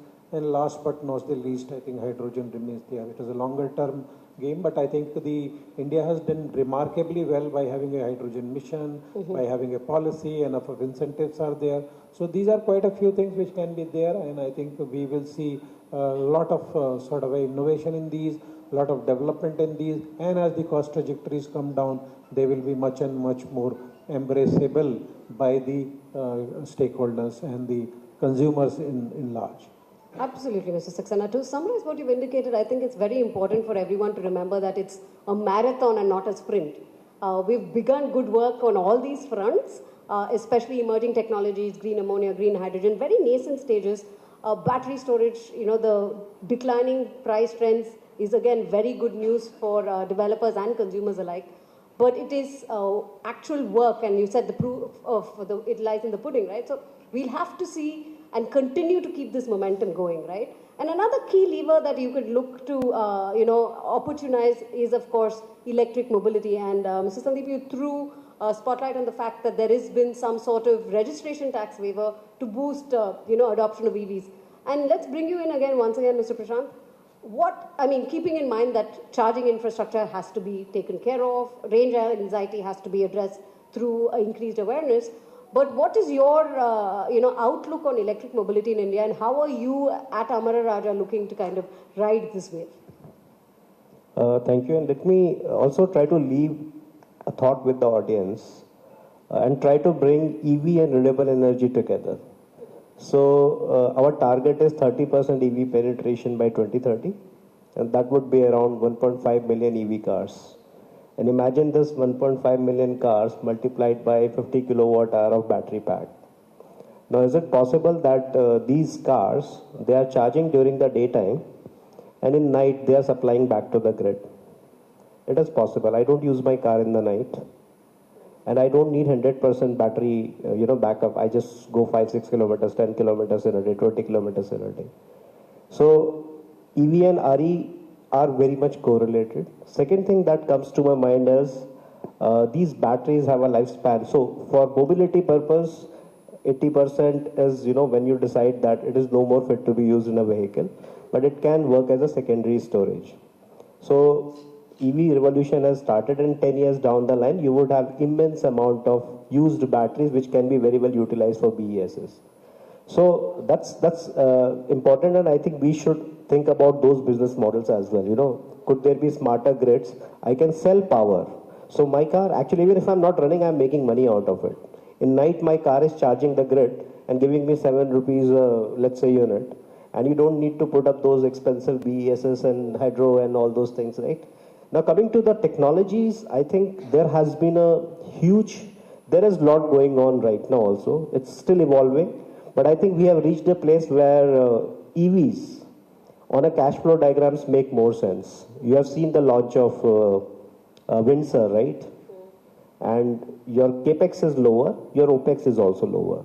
And now, thanks to the government initiatives, zero road tax, it definitely makes sense. There might be certain, when I think about it, why a person is not buying an EV, probably they are hoping that technology will get even better and they would get an even higher range, infrastructure would pick up even more, and then it becomes better sense. There are certain concerns about resale value also, but if somebody goes deeper into it, today it makes sense. For two-wheelers it's always made sense to buy an EV, and now even for a car, somebody who is not using it much also, it makes sense to buy an EV.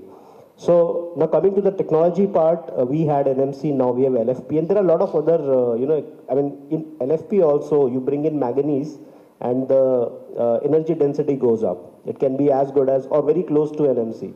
And there are technologies like sodium batteries. And it's very close to commercialization. I understand in China there is now one car which runs on sodium batteries. So sodium batteries may have a slightly lower energy density, but those could be very good solutions for BESS kind of usage. The cost of batteries or the power from batteries is coming down. So currently it is around $130-140 US dollars per kilowatt hour. The estimates are as good as anything, but maybe by 2028 it would be around 100 USD. And maybe by 2030 it would reach cost parity with pumped hydro. And pumped hydro has other concerns. So I'm saying it's all moving in the right direction. I think we need to be a little innovative at times. The smarter grid, which can make my car as a power generator during night, is something we should also look at. And I'm sure there are a lot of smart people who are thinking on those lines. Absolutely. Cannot agree more with your synergy between EV and RE, because bringing the green into green mobility will be crucial. There's no point in charging your electric vehicle using, a charger if you're going to pull from fossil fuels, right? And that's a piece through a JV which, we are addressing as well. How do you generate green energy to supply the electric vehicle charger and thereby bring green into green mobility? So just to add on to it, an ideal situation would be I have an electric vehicle which is charged through a solar panel during the day, and I actually sell that power to grid during the night. So even if I'm not running my car, I'm making money out of it. Yeah. That would be like, and it's very doable. It's not utopian thought. It's very doable. The challenge would be again to kind of, how do you then prioritize DISCOM health, which is a whole different debate. Completely agree. So what's good on paper has to also translate to what's practically possible. Dr. Bandara, your comments on this before I throw again a couple of questions open to the audience. Yes. Battery energy storage system is I think, a key game changer for coming days, because it regulates our frequency, electricity frequency and grid stabilization. As Mr. Tiwari mentioned that actually it's EV vehicles must be charged with RE power only, but RE power again is a DISCOM policy matters issues are there. So these battery charges can be with solar panels or any other RE models, RE product power is from RE, and you can also have that same locations, even battery storage also. So battery storage is going to be there, is a big game changer in coming days, as CEA is identified that actually we have the requirement of storage, total of around 330 gigawatt hour requirement. Out of that actually battery storage is around 230 is a leap, and around 110 gigawatt is from pumped storage. So one is generation of renewable energy, and second one is everybody has to think about. One is generation of renewable energy, and second one is conservation of energy. Again, conservation of energy, whatever that energy we are generating, are we properly using it or not? Are we having stabilized grids? Are we having stable grids or smart grids, micro grids are there? So to handle that point actually, and to address that point, we need to have this pumped storage and battery storage technologies have to be implemented in India. And not only that actually, right now, as I mentioned, this Bondada Engineering Limited, my company, this Bondada Engineering Limited is mainly, earlier it was mainly focused on telecom infrastructure. Now we have changed our priorities, even our focus on our business into the renewable energy. Right now we are generating the solar power, and very soon we are getting into the hybrid model of solar plus wind. And also we have a lot of products. You can see in the outside actually we have stall actually. We are mainly into AAC blocks, UPVC windows, and aluminum windows, because actually we have started that production because AAC is we are using that industrial waste fly ash, and UPVC and aluminum windows we are promoting because you can reduce usage of your wood. And also we are largely manufacturing LED street light solutions, smart street light solutions, because entire country have to be changed. The entire country has to be adapted that actually conventional street lights to the solar street lights. Absolutely. We have to get into that, and I think a lot of state governments are already adopting this changing of this conventional street lights to the solar street lights. And also we have one more product, that is BLDC motors. When you have that induction motors, it consumes 100%. If you replace that induction motors with BLDC motors, your energy consumption can be reduced by around 30-35%. All my BLDC motors applications are EV vehicles, even home appliances, or even your drone services, and other applications are there. So one has to, as any business, one has to see that generation of energy and then conservation of energy. If these two things are going together, I think we are going to lead a very sustainable path in India as well as for the globe. Thank you, Dr. Bandala, for that. We'll throw the floor open for audience questions, but another small, thing to leave us with is we have a lot of, developers on this platform today.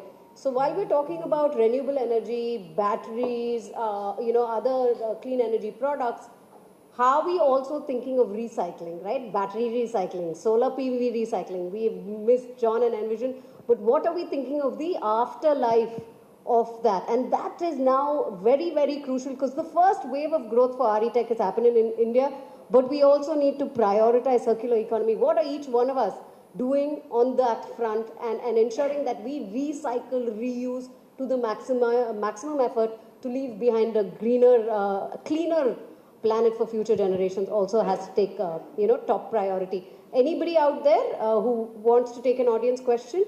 Otherwise, I'll request the panel to comment on this and we can close. All right, super. So, if Prashant, you first, and then Mrs. Saxena, what are your closing thoughts on this? So circular economy is significant, very important for an organization like ours.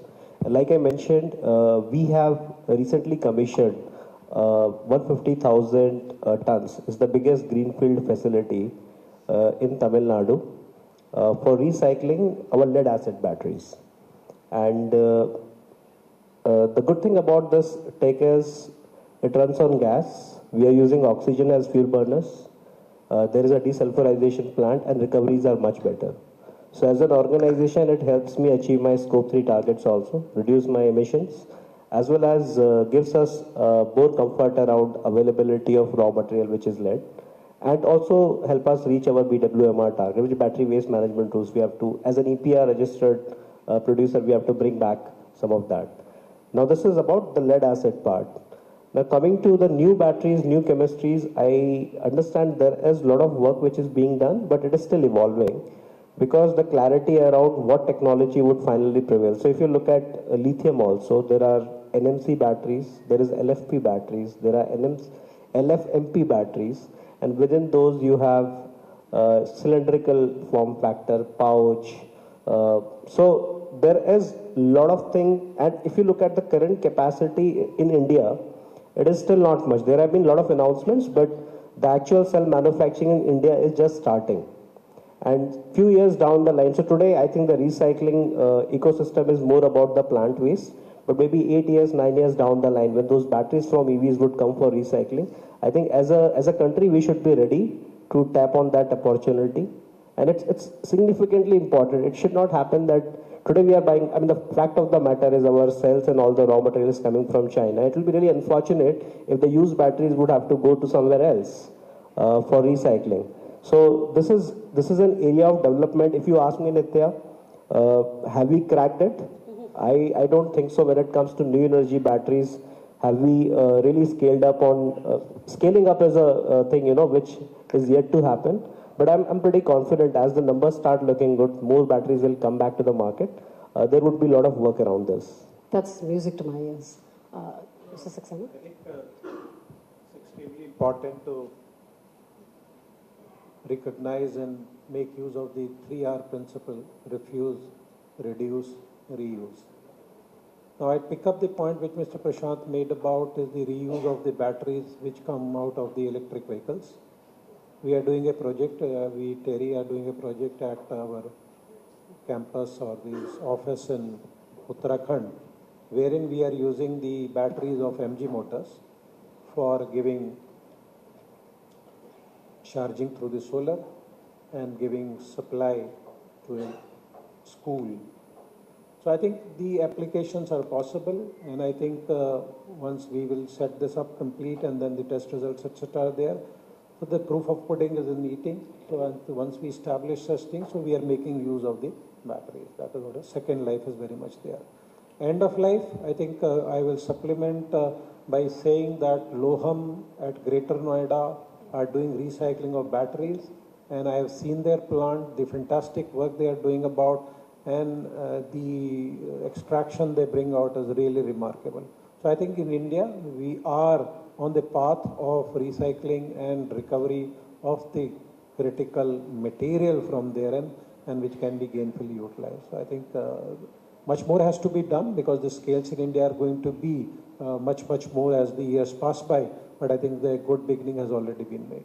Absolutely. I think the fact that we're discussing this and prioritizing, thinking of what's going to happen in a few years and how we need to be looking at recycling and reusing and bringing it back into the ecosystem, the fact that we're talking about it means probably work will be done in the right direction and action will follow. With this, I'd like to thank the eminent panel, and hopefully all of us had a lot of insights from what you all had to share. Mr. Sandeep, thank you so much for throwing the spotlight on what Telangana is doing across various fronts, be it renewables, be it electric mobility, to ensure that it is sustainable development that is the state's focus. And Mr. Saxena, Mr. Prashant, Dr. Bondara, thank you so much for sharing what each research agency and company is doing to ensure that we're all not just talking about sustainability, but it is being part of core operations. It's being discussed in boardrooms as part of business strategy. Thanks once again to FICCI for this wonderful opportunity, and please stay on for what is promising to be a very insightful and meaningful conversation for the rest of the day. Thank you, teacher. I have one more point actually.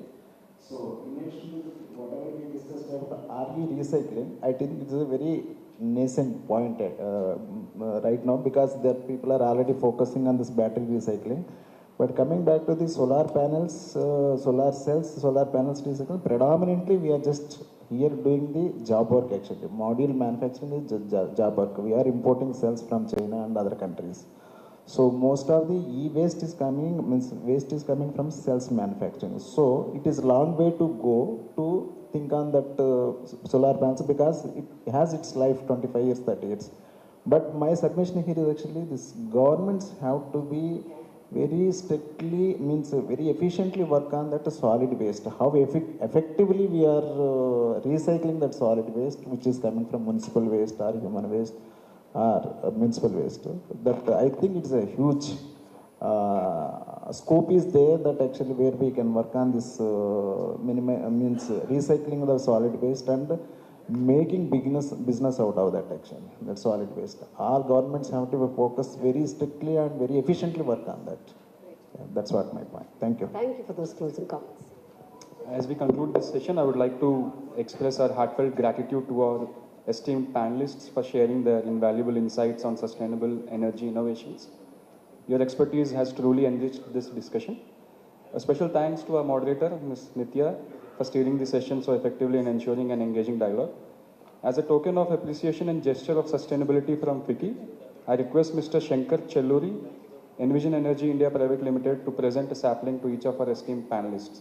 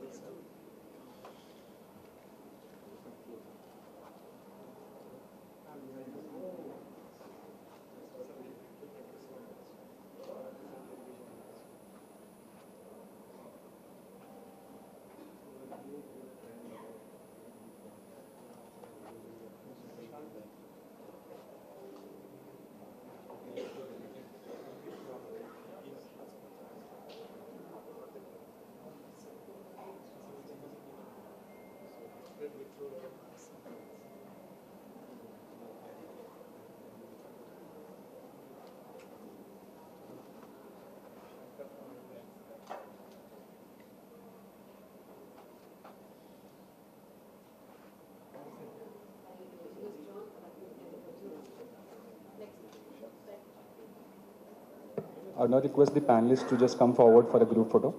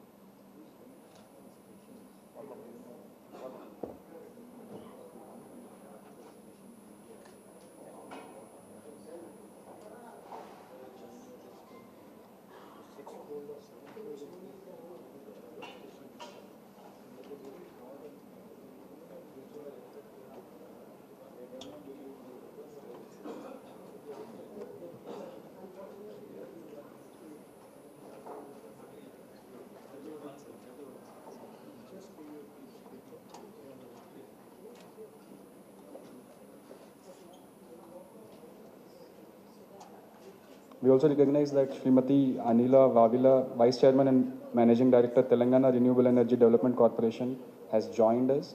Thank you so much, ma'am, for joining us. We're expecting a slight delay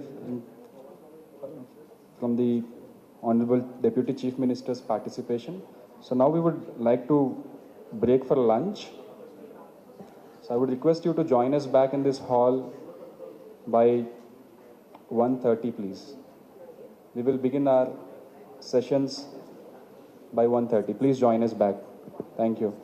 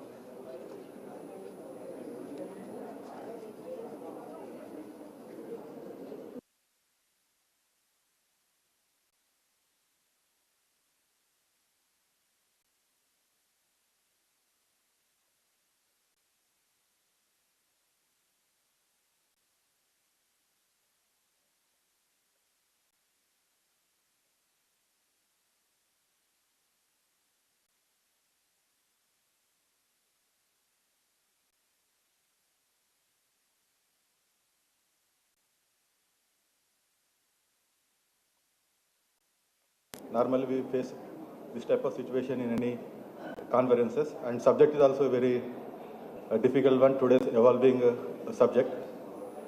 Good afternoon, I am Jaypal Reddy, working in NMDC as Executive Director. It is a privilege to address you today on the critical and transformative topic of corporate sustainability. In an era marked by the unprecedented environmental challenges, the pursuit of sustainability has become not just a moral imperative but also a strategic necessity for business worldwide.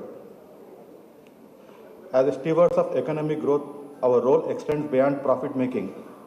It encompasses a responsibility to ensure that our actions today do not compromise the ability of future generations to thrive. This calls for bold, actionable strategies to achieve net zero emissions and embed sustainability into the core of business operations. Climate change poses significant risk to global economies, ecosystems, and communities. At the same time, it presents an opportunity for innovation and leadership. Sustainability is no longer a peripheral activity. It is a central driver for long-term success, encompassing environment, social, and government principles. Business that proactively embraces sustainability are reducing risk by mitigating environmental and regulatory risk, driving innovation through resource efficiency and cleaner technologies, enhancing resilience by building stronger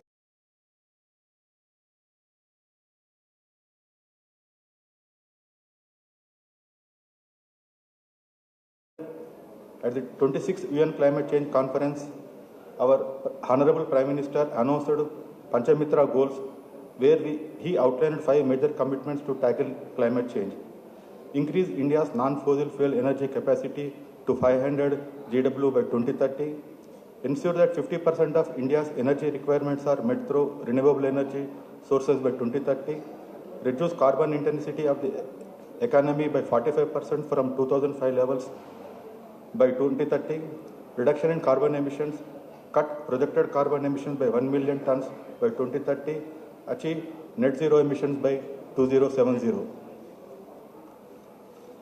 So in this direction, our organization, the NMDC, is a premier public sector enterprise under the Ministry of Steel, Government of India, is in the business of iron ore production in the states of Chhattisgarh and Karnataka, and also we are operating a diamond mine in Panna in Madhya Pradesh, and 1 year back we have commissioned 3 million tons integrated steel plant in the backward district of Chhattisgarh at Nagarnar near Jagdalpur.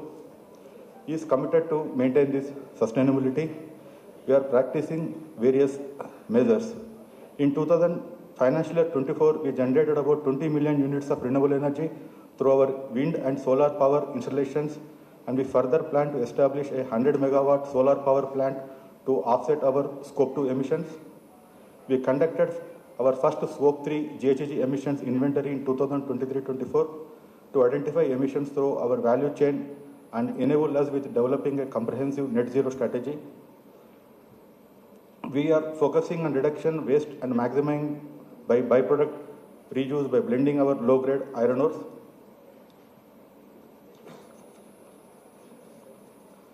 So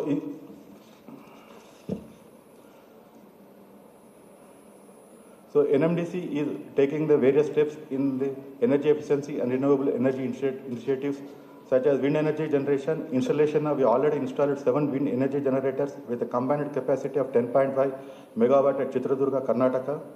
Solar energy utilization, we are deploying 325 kW solar panels at our residential colonies in the Bacheli and Kirandul, that is a former part of Chhattisgarh state. Then adoption of energy efficient technologies and regular energy audits to minimize energy wastage. And we also generate electricity from our downhill conveyor system, which transport iron ore from the hilltop to foothills. And with regard to water management, water recycling and conservation, installation of systems for zero discharge of water at mining sites through efficient recycling and also rainwater harvesting systems, and advanced effluent treatment plants on SBR technologies, that is sequential batch reactor technology for treatment of our domestic wastewater and reuse of the treated water for gardening and other purposes.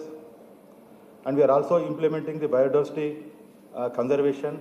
Biodiversity survey and conservation plans are preparing for all site-specific projects. The amount to be incurred for this conservation purpose, we are depositing with the Forest Department for further implementation through Forest Department at all our mining sites. And regarding climate action and emission reductions, NMDC is doing the Scope 1 and Scope 2 emission studies since last 10 years. And from last year onwards, we have taken up this Scope 3 also. Then use of energy efficiency equipment and optimization of logistics to reduce diesel consumption and minimize carbon footprint. We are in touch with our Federation of Indian Mineral Industries to see the alternative use of electrical vehicles in the mining industry, for which the technology has to be developed, particularly for use of earth-saving moving machinery. Now it is slowly depend on the diesel power. And NMDC is also coming up with a slurry pipeline project for transportation of the fine ore. It will mix it with the water and it will convert it into slurry form, and it will be transported through a pipeline from our bilateral sites to a distance of 140 kilometers for pellet making. And that is the first phase. In second phase, we want to lay the slurry pipeline from Jagdalpur to Visakhapatnam, which covers around 250 kilometers. And then we are adopting sustainable mining practices. And NMDC is a pioneer in undertaking the various community development initiatives, which has been appreciated by the state and the central governments.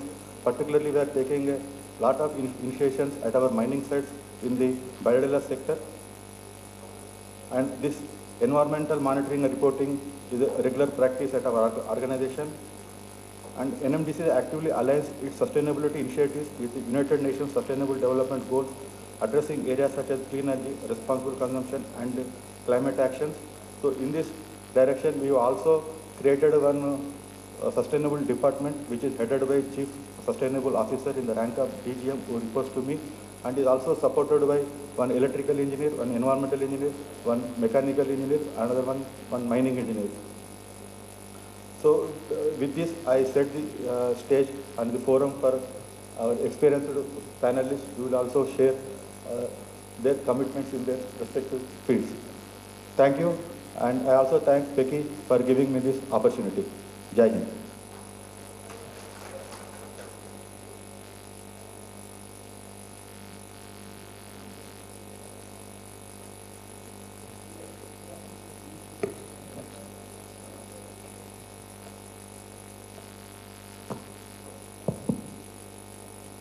Good afternoon, everyone. Thank you very much, Mr. Reddy, for setting up the stage for us. And thank you very much to FICCI and all the colleagues, those who are here with us, to at least get some insights in the form of what we are doing in different sectors. I come from consulting background. There are colleagues those who are from, say, for example, pharma sector. We have a colleague from cement sector and multiple other sectors. In the next about 40-45 minutes, we'll try and attempt to give you a little bit of flavor as to what we are doing across multiple sectors.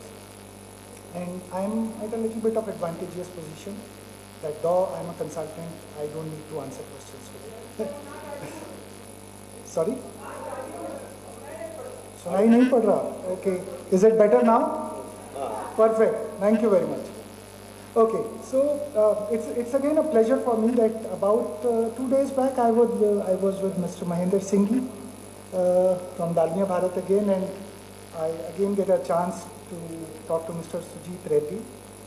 Sujit sir, to begin with, since you come from, and typically if you look at the cement sector in India, it's a very well organized sector. We don't see loopholes in terms of identifying large energy efficiency opportunities. But still, if you look at cement sector, they are aggressively looking at achieving net zero targets, which they are setting across the sectors. Your organization, you say, for example, Aditya Birla Group, Ultratech, and multiple other companies. What are the challenges that you might have witnessed as part of setting up of your net zero goals? And are there any learnings which can not just be applicable in the case of cement sector, but can be applied across multiple other sectors, those who are looking at their net zero? Thank you, Indrajit. So I'm Surjit. Let me take a few minutes in setting the context from cement industry point of view and see where we are. As you all know, cement is, as an industry, is globally, nothing to do with India. The sector per se, where calcium carbonate, when we start to make cement, it emits CO2.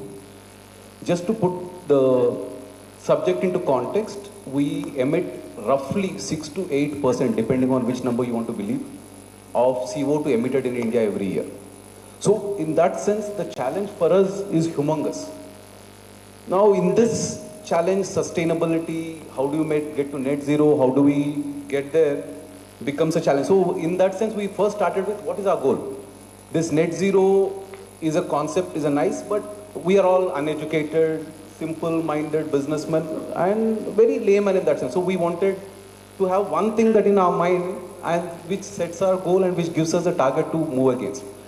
So in that extent, we went to one simple metric called CO2 emitted per gram of clinker. As long as we get that to zero, we'll achieve our net zero. I think that's the simple thing that we've done. That from our point of view, everybody understood what it meant. So we have a simple metric and then we did a benchmarking across and we were at about 900 grams of CO2 emission for every ton of clinker produced. So we have some metric in place. I think that's the first step that we have done for ourselves and we benchmarked. Then I come back to our layman. So we had an advantage that we didn't understand ESG, we don't understand sustainability. So what we did is we said, yaar, ye aa kahan se raha hai? So we went about saying that, okay, there are 4 areas which contribute to this. One is mining, second is water, third is power, fourth is the coal or pet coke that we use. I think these are the 4 large parts of the contribution and we said, how do we attack? So the first thing that we did is said, yeah, this ESG department is a pain because nobody listens to them, they talk of in a language that normal people don't understand. So the first step we did is to disband the ESG department. So we removed it completely and we said ESG has to be part of everybody's life. It cannot be one guy sitting in Delhi trying to teach everybody what it is. It has to be every guy, my little executive on the ground who understands what this means. And that's the first step that we did. We said, ESG is nice, but let's say, for example, I drive ESG in our company and I don't understand. With humility, I'm telling you, I don't understand, neither understand scope 1, nor understand scope 2, nor understand scope 3. But I can very, very greatly and very proudly tell you that we are the lowest producer of CO2 in the world today. And this we did without investing money anywhere. This we did not do by huge technological changes. We did not replace anything. We did it with very, very simple things in each of the area. So let me take another 2-3 minutes and give you in each of the area what are some of the things that we have done so that it gives a sense of how this was approached and how we achieved what we set out to achieve. First area was a mining. We said, yeah, if I continue to use limestone and start to sell limestone in the market, what am I doing? So what we did is first without changing the properties of cement, without compromising the quality of the cement, can we start using raw materials? Can we start using byproducts of other industries, which is the waste for them, and start to make cement out of it? And that's the first thing that we achieved. We are proud to say that we are the first company and probably the largest user of raw materials in India today. Second is on the water. We said, yeah, my process requires water, I need water in everywhere. One advantage that we had thousands of acres of land in our premises in every plant. So what we did is we created water reservoirs in every plant. Today we are proud to say that we are more than 50 times the requirement of my processed water that I store every year. So we never use any water from anywhere, no bore wells, nothing. The water reservoirs actually help us do that. We not only do that, we also supply about 10 kilometers around our plants, we supply drinking water to all the plants. So I think that's something that we have done on the water side. Third is on the power. I understand all of us want to have electric powered kilns, not use coal. Technology is good, but simple thing that we need to understand, if sustainability is not profitable, it doesn't work. So what helped us is, today the price of solar is 2.4, 2.5, 2.9 depending upon state, depending on the policy. And my grid power was about 5 rupees. So it was simplistic for me to invest in the solar and solar cum wind and completely become renewable. And today we are close to 80% renewable energy powered cement in India. Again, one of the highest in India. The last was, and the most tricky part is the coal or petcoke that we use in our kilns to coke, incinerate limestone, because we need about 1300 degrees, consistent thing, and how do we get this? And this is where we started the next journey, where we said, can we use the waste generated in India? And by solving my problem of sustainability, we wanted to see how can we contribute to the societies around us. Today I can tell you we take about 8,000 tons per day of municipal solid waste and industrial waste and burn in our kilns. By doing that, one, we have solved close to 180 municipal waste problems. We have brought them close to zero. If you ever visit to Bhubaneswar, you would have seen mountains of waste lying there. Today it is a clean, plain land. And that's the journey that we embarked on and said that can we make our sustainable journey also yield fruits to the municipalities around. And today we are directly working with about 100 municipalities where we are segregating the waste, working on the concepts of source segregation, get the dry waste directly to our plant. We invested close to 800 crores to ensure that we are able to use RDF, and today we have already reached 30% of petcoke / coal substitution. This when compared to a largest player in my segment, which is about 5%. The global player, Holcim, was about 3%. Compared to that, we have already reached 30%. And we have an ambition to reach 80 to 90% in the next 3 years. And all I'm trying to tell you is, just to summarize what I'm saying, sustainability is a good as a concept. If we think somebody else will fund it, somewhere else money will come from, my belief is no. If sustainability has to be truly sustainable, it has to be profitable, it has to be led by everybody in the organization, and it has to be something that we do on a daily basis without thinking of sustainability. Thank you, Indra. No, this is wonderful. I believe you have covered all the aspects. I was also expecting that you would talk about fly ash too, because that's the last thing in terms of the inputs that you can take from thermal power plants and can make use of it in the production of things. Let's just switch gears and move into, say, a different sector. Let's look at the fast-moving or the FMCG sector. And we have with us Mr. Patnaik from the sector again. Do we get some guidance from you, some inputs from you in terms of how you are looking at waste management? That's one of the key areas to be covered by majority of the FMCG sector space. When we look at the concept of triple bottom line, when we look at circularity, when we look at certain other aspects of ESG, waste management is one of the critical areas that companies do consider, and FMCG is no different. So how are you looking at the, so to say, the notifications or the guidance in terms of improving the overall percentage of recycling that has to go up year on year, and how your organization is delivering on this? Thank you, Inderjit. And many thanks to FICCI for giving the opportunity for the session and all my panelist members. I think from the morning session, we are discussing about net zero, talking about various covering of topics, whether it is green financing, whether it is renewable energy, whether it is RE, whether it is battery waste segregation, about circular economy. And now we are discussing about the topic which is really help us for achieving the net zero and how it is achieving the net zero. While we are talking about the net zero targets of 2070, the India targets is to net zero. There are three factors for net zero. One is your scope 1, scope 2, which everybody is doing. It is your inside operations. And last is your scope 3, which is a major challenge for everybody in any of the sector. Coming to my specific questions, as waste management is one of the important key aspects for the CO2 reduction of the carbon footprint.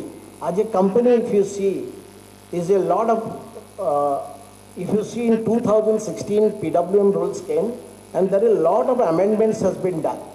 And the last amendments done in 2024, it is in February 14th or 18th. That's amendment. Why this lot of amendments has been done? Because government is mostly focused how people will do a sustainable waste management. It is one of the sector which is producing more carbon footprints. So how to do a sustainable waste management? So lot of amendments is mostly focused on registration of the brand owners on the portal. If you see the progress, in 2021, only 221 people have registered on the CPCP portal. And today, as in 2024, 40,000 PIBO have been registered, including producers, brand owners. And that is called what the country is progressing in terms of sustainable waste management. When it talks about in the FMCG industry or our organizations, we are fully compliant with the government rules and regulations. You know, government has given certain regulations. First year you have to do 20%, second year you have to do the 70% of your liability, and third year is the 100%. And now the onwards, everybody is doing the 100%. That, in a very simple language, what does it mean? How much plastic you are throwing into the market, that same amount of plastic you have to recover from the market and sending for recycling or the co-processing or waste to energy, or it's a road construction. These are the ways we have to dispose this type category. But when you are talking about a circular economy, government is first imposed that rules. You first collect the plastic and send it to the options. Now government is coming out with a more revised version. You go for a circular economy. When you're talking about a circular economy, that means he is putting a target. Every year you have to 10% targets to be increased on for the recycling, rather going for any other options, because the carbon footprint is to reduce. That means to enlarge the life of the plastic when it go for a circular economy. If it is go for a linear economy, that means you collect waste and throw it. So to that point of view, our organization or the FMCG industry is collecting 100% plus the plastics in the across the various states and sending for the recycling and the other initiatives also. But growing day by day, the company has focused, and the organization, the Ministry of Environment had focused 10% recycling is increased on every year. So we are mostly focused, every year we are sending for the recycling, yes. There are a lot of challenges as there, but when there is challenges is there are opportunities is there. If you see the last 5 to 6 years, if you ask me which sector, why the employment sector in sustainability is increasing, because you say how much collaboration. It is not only of the climate change. Collaboration when you are sending for recycling, co-processing, it is the combination of recyclers, co-processors, rack pickers, industry association. Many people are coming into the sector. Now India is such a country where people are coming from outside to invest in India, because India target by 2030 the third highest economy in the global. So on that aspect, it is one of the emerging field, creating a lot of challenges and creating a lot of opportunities. So when there is challenges, there is opportunities. So I am considering these facts, and I'll answer other questions at the next time. But yes, company is doing sustainable waste management. In solid waste management, whatever the waste is generating inside the plant is rather sending to the landfill, we are sending to the recycling. That means your reduction of the carbon footprint. Same we are doing extensively working in the plastic waste management, which is an emerging field in India. That's we are collecting more than the plastics which is throwing into the market and sending for a circular economy. Thank you. Thank you very much, sir. Well, when we talk about sustainability in general, we still believe, and that's something which I have also witnessed as a consultant, that India is more of a compliance-led market. We believe in meeting the ends, we believe in delivering what is required by law, but there are few companies, those who have taken moonshots in this direction. And obviously when we have to go ahead and take something which takes us away from the day-to-day regulatory requirements or compliances, I believe the intent or the direction has to come from the top. And therefore, it typically triggers an opportunity for the board to give the right kind of direction when it comes to sustainability and moving forward. And that's where I believe that if we can get some insights, some inputs from Mr. Sujat bin Ali, who is also the General Counsel and the Compliance Officer. Yeah, so Mr. Ali.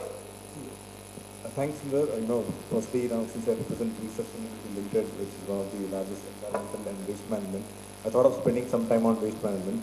But I'm so glad that, being part of, various other panel discussion this morning, we have seen very clear, recognition and importance of waste management as part of I think Sujit mentioned about, the Greenco and RDF, and, my colleague Deepika also talked about the EPR, the plastic, I think some of the other previous, panel members talked about the battery recycling and all of those aspects. I think this is very, important, and I think a lot of these organizations are really thinking, from that standpoint. And as an organization, we do work with all the industries, with respect to being a sustainable partner, because that's the ecosystem which we need to work.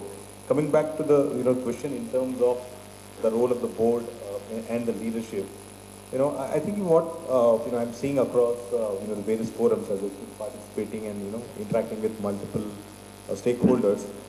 When we talk about this topic, there are different lenses which people are using. I mean, for some, this whole sustainability and ESG is pure play compliance. The mindset is that okay, because we have EU regulations, because we need to get the business, so it's more of a compliance. And for some, organizations, it's more from a mitigating ESG risk. So the lens what they are wearing is the ESG risk management approach. And of course, one more lens is pure play reporting. It's like, okay, we need to report. We have to do, because our clients are asking, because, the global regulations are asking, and all of those aspects. But I think the important, aspect, I think, which is really needed, and I'm sure some of us already think, and the previous panels did talked about, is how do you think this is from a visionary approach and more from a strategic approach? I mean, are we really embedding it as part of a strategy? So some of the organizations have started thinking in this direction and have made a proper brainstorming. I mean, some of these, the policies and processes are made at the top level. Are we doing a bottoms-up approach is also a question mark, and doing brainstorming sessions so that the vision and the values and the strategic priorities of the organization. I think that is something which the board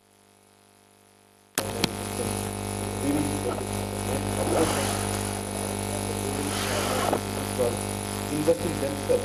I know of board where they said, hey, we want to have a very specific session to understand all these stuff in our because they want to be aware of these aspects. So, and also some of the companies are thinking in terms of a board diversity. I mean, we typically have specialist, directors in the board who are focusing on, let's say, governance or the finance and all.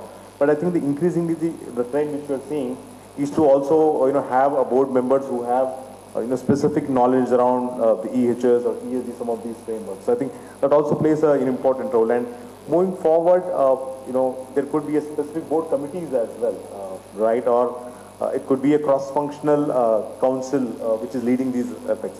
Mostly what's happening is that, as Sujit mentioned, is the ESG department. But in some of the companies, there's no specific department. Right. They're all silos. I mean, some part is done by HR, some part is done by safety, some part is done by someone else. And what is needed is of a role of an integrator. So of course, when you talk about leadership, is it the right time to make investments with respect to CXO level position? I mean, of course, some companies have started making a role of a chief sustainability officer and giving it due. So I think that is definitely important. And more importantly, in terms of investing in right people, right processes, and right technology is very important. And how much board or leadership can really involve in shaping those policies, right? I mean, when it comes from the board on all of these policies, I think the ability to implement will be so strong. So that is something which is there. And also with respect to the goals, having a proper program and proper KPIs. I think sometimes what happens, we do a lot of talking, but I think the action and implementation is always a challenge. So having a right measurements quantitatively, qualitatively, and making those specific KPIs not only at an operational level but at a leadership level, at a board level, I think that will take a long way. And whether you want to link the executive compensation to some of these goals. I think that's a debatable point. But I think these are some of the things which I think the board and leadership really have to think, because it's board tone at the top only will push the the belief at the bottom and mood at the middle as well. No, this is absolutely perfect, and I believe since you have talked about the compensation part or the variable pay of some of the board members, those who have been envisaged with this particular responsibility, I have seen these structures being formalized in some of the forward-looking organizations. In addition to this, in few of the cases, I have seen that an independent environment, social and governance committee has been formulated, and one of the board members is providing oversight. In few cases, what we have seen is that the erstwhile CSR committee, because of the 2021 LODR amendment, even the role of CFO has increased in the CSR committee by virtue of this amendment itself. They have added few more departments into it, and these committees are providing the dual role or serving the dual purpose of both CSR and ESG. And I believe, since you are from the General Counsel's office, what we have also witnessed and got as a feedback or a feeler from the industry is that with every new committee, there are new sets of compliances that they have to do year-on-year basis. And therefore, it is all the more a reason for them to limit the sets of committees or the people, those who are involved in certain set of exercises or activities that can be culminated or that can be converged together. So we have had inputs from the cement sector which can well be qualified as hard to abate. We have the inputs from beverage. We had the input from a pure play sustainability company. Let's look at the pharma sector now. We have Mr. Chitti Anil Kumar with us. When we talk about net zero, obviously we have heard from various quarters that if I am following ISO 14064, I have to go ahead with scope 1, scope 2, scope 3 emissions. First of all, the understanding around it. And therefore, the moment I talk about scope 3 emissions, the stakeholder alignment becomes all the more a reason for me to bring them or onboard them when I am taking the journey or embarking upon the journey, whether it is under PAS 2060 or SBTI. So stakeholder alignment plays an important role in the decisions that we take or the path that we want to choose when we talk about net zero. So since you are from pharma sector, though you have a regional presence, I would still like to pick your brains. I would like to get an understanding from you as to how you are looking at the stakeholder alignment. Sure, Indrajit.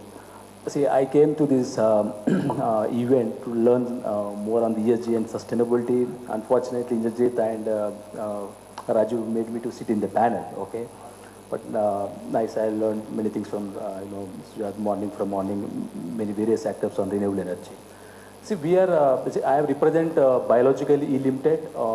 As many people might have known, it is a 70 years old company. And we are a local company and manufacture vaccines for globally, okay? We supply vaccines for 160 countries, okay? And we are a local company, but and also I'll take a local contest on the sustainability part, okay? So vaccine, the industry, see, we only have biggest customer for us is two customers. One is UNICEF and the other one is PAHO. 90% of our vaccines goes to these two agencies, okay? We work on SDG 3. Good health, okay, and well-being, okay. That is the company itself is the product itself is the sustainability product, okay. High intensity in electricity and highly regulated, and we use water in our product, okay. We started this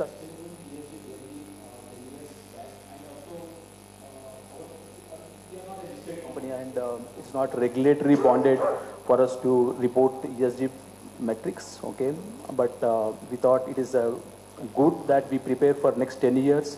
We know that like CSR, the sustainability ESG also will be mandatory of couple of years, coming years. So then we take a bold decision that let's report on the sustainability metrics and let understand what is sustainability for our company, okay. So we did our own sustainability metrics later in scope 1, scope 2 with our own team. Of 2-3 years we started. It's a down to top approach, like big companies like Dr. Reddy's and various companies talks from the top to bottom, okay. But we are not regulated, okay. We are not regulated and we are not listed company, okay. Then we ourselves, with the COO consent, we started because the chief operating officer came from Abbott and he worked with the McKinsey, many companies. So I said, okay, good. That is also, Anil, if you wish to start, let's start that. Okay, I will support you. I'll sponsor you. Okay. We started, and first report and the second report we took to the board. Okay, then since we are talking to the board, we then took to the board and showed our sustainability matrix. Okay, the board was completely surprised to see the numbers. Okay, the number we calculated per dose, how much electricity we use, how much we have.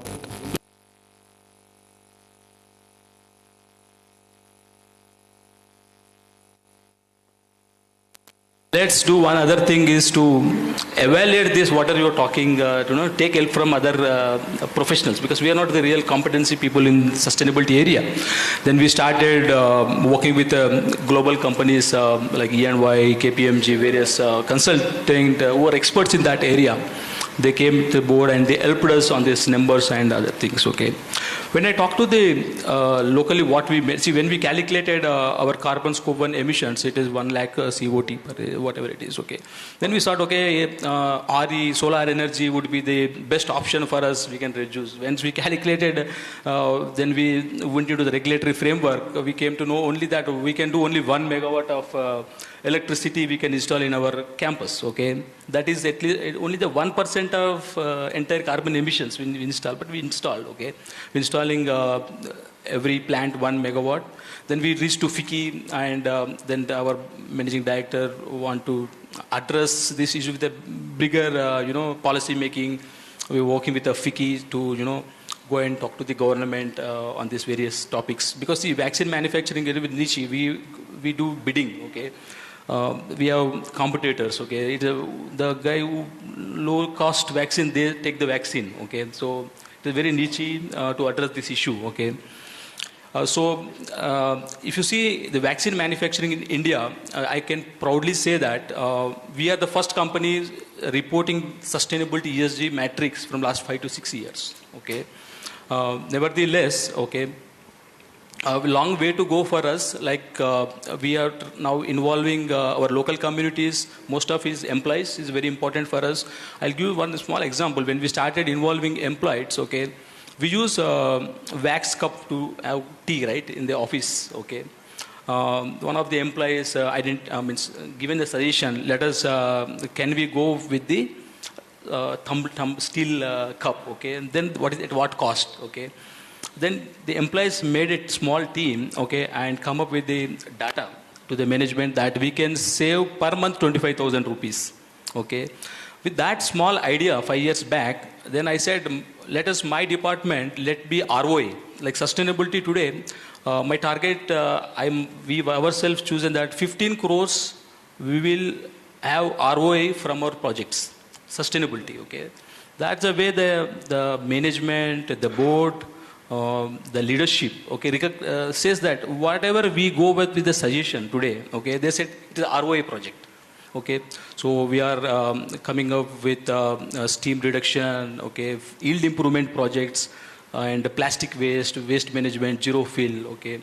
Those kind of small projects is contributing, because I am talking, we are a small company, okay, 1,000 to 2,000 crores company. 80% of business today in India, in the Asia Pacific, or 90% of our SMEs. Okay, 10% of our their big companies anyway, they have funding, they have technical knowledge, expertise, everything. But 80% how we address is very important. So we don't want to be role model, but small contribution, whatever we are doing our level best, and we are collaborating with BITS Pilani, some universities, and I saw Terry today. I'm going to meet Terry and give us some solution, like we use bedding materials, we use animal, do experiments, okay. There is a material called bedding material, okay. It's husk, okay. A lot of husk comes from us. So that material we use, we dispose through incineration, okay. Currently as per the regulatory, but we are working with now with the Birla Institute and BITS Pilani. Can we reuse that material, okay. Certainly. That is one of our material. No, this is very interesting, but then coming to the basics of any business, the business of business is business. So profitability has to be there. We hear it from Mr. Reddy earlier that Dalmia has brought it into its DNA, that remaining profitable at any cost is something which is required to be taken care of. And obviously if ESG can be integrated into it, that's all the more a reason to look at the sustainable growth of the organization. And I believe since we have Jerome also from Dr. Reddy's laboratory, and you did mention about Dr. Reddy's laboratory in your narrative. Sir, we would like to hear from you in terms of how you have integrated both the financial aspirations and the non-financial part of the business. So how you are going ahead with an integrated approach, which can make organization sustainable on long-term basis. Yeah. Thank you. So my name is Jerome. I work with the Dr. Reddy's. I've been into the pharma for the last, say, 30 years. So here I just wanted to give some perspective and some data points on the emissions in the healthcare industry. Typically, on the global net emission, the healthcare industry contributes close to about 4.5%. And when you come to the pharma industry, it would be roughly about 2.5%. So that is the way the emissions on the net emissions on the global. And coming back to the point which he raised, so how the financial and non-financial reporting is being managed in a company strategically. So when you talk about financial reporting, it's all about numbers. When you talk about non-financial reporting, it's all about the sustainability, ESG, which every company does it. So that for a company like us, we started the integrated reporting. It's about a couple of years back. We have one report which talks about finance and other, it's an integrated report. We call it as IR. Of course, the sustainability reporting was been released a few years back as a separate report. Now, since it is an integrated reporting, there would be a reasonable assurance which has been done for everything we report. It has been audited and then we publish the report. So by doing this, what is that we are trying to achieve? When we make profit as a company, we also making sure that we create value and we to the community, to the planet, and the people around. So this is the way we always believe that we build credibility of our organization, the way we make profit. Profit is not the purpose of our organization. We have a clear purpose defined, and we have the values, and we are a purpose-driven organization based on the patients, safety and the patients around us. So here what we did is we have about 14 goals which we published. All the 14 goals which are of E, S, and G, and which basically which surrounds with the 3 strategic pillars of our organization, which is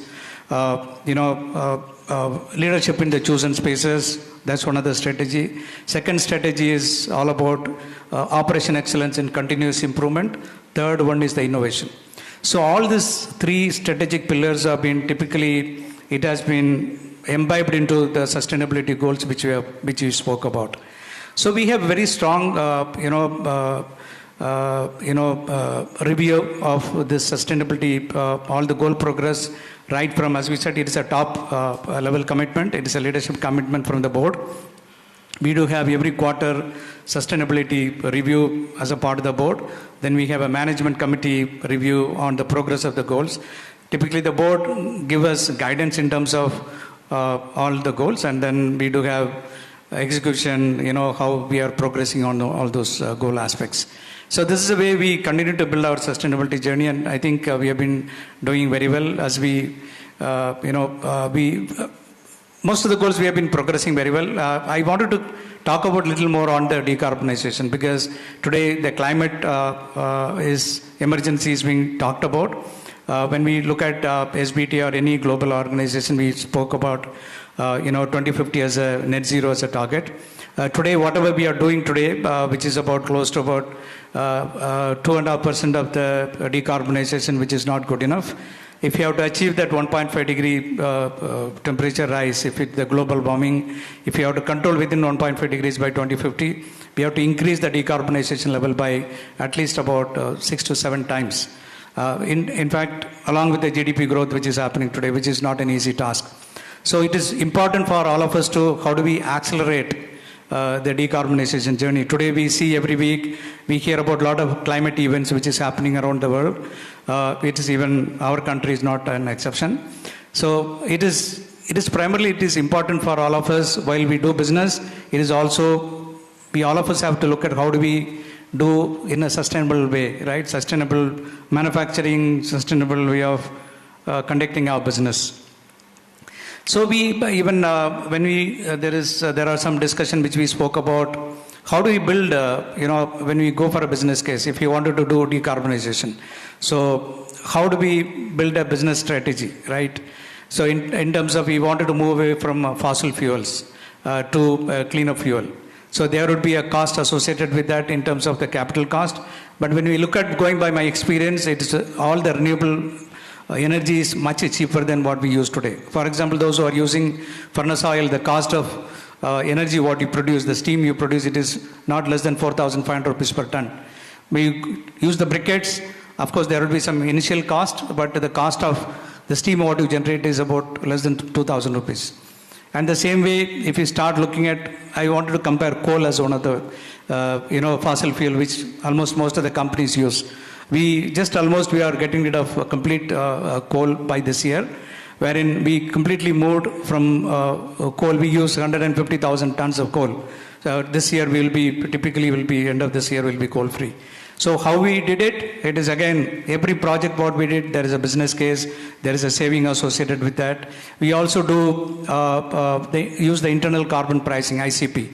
Also we do internal water pricing when we wanted to go for a project which is investment related to water saving. So, because everything has to be because there is a cost of doing business. So, if you don't do it today, tomorrow there is a cost of, the emissions what you release to the atmosphere. So, that's the way we justify every business cases. And in fact, even as I said, coal as an alternative, there are multiple fuels available. The husk is one of the great example where it will be much cheaper than about 10 to 12% cheaper than the coal what we get to generate energy.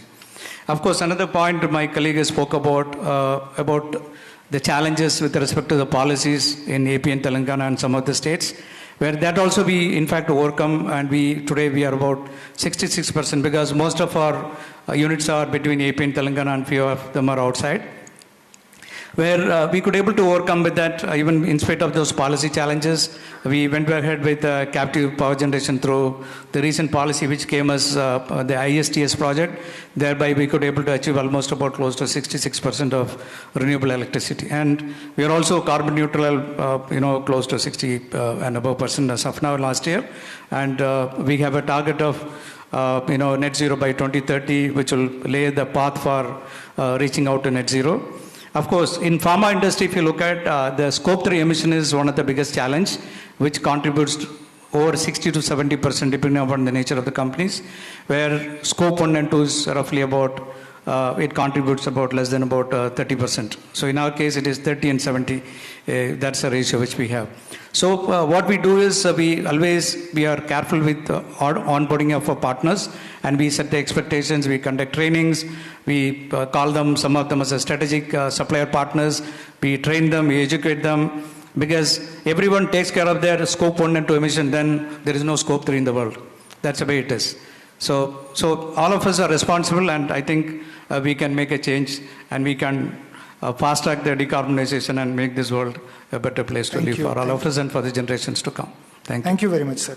Surjit, let me come back to you, since we have heard a lot about the work which is pioneering in nature, and that's coming from Dalmia per se.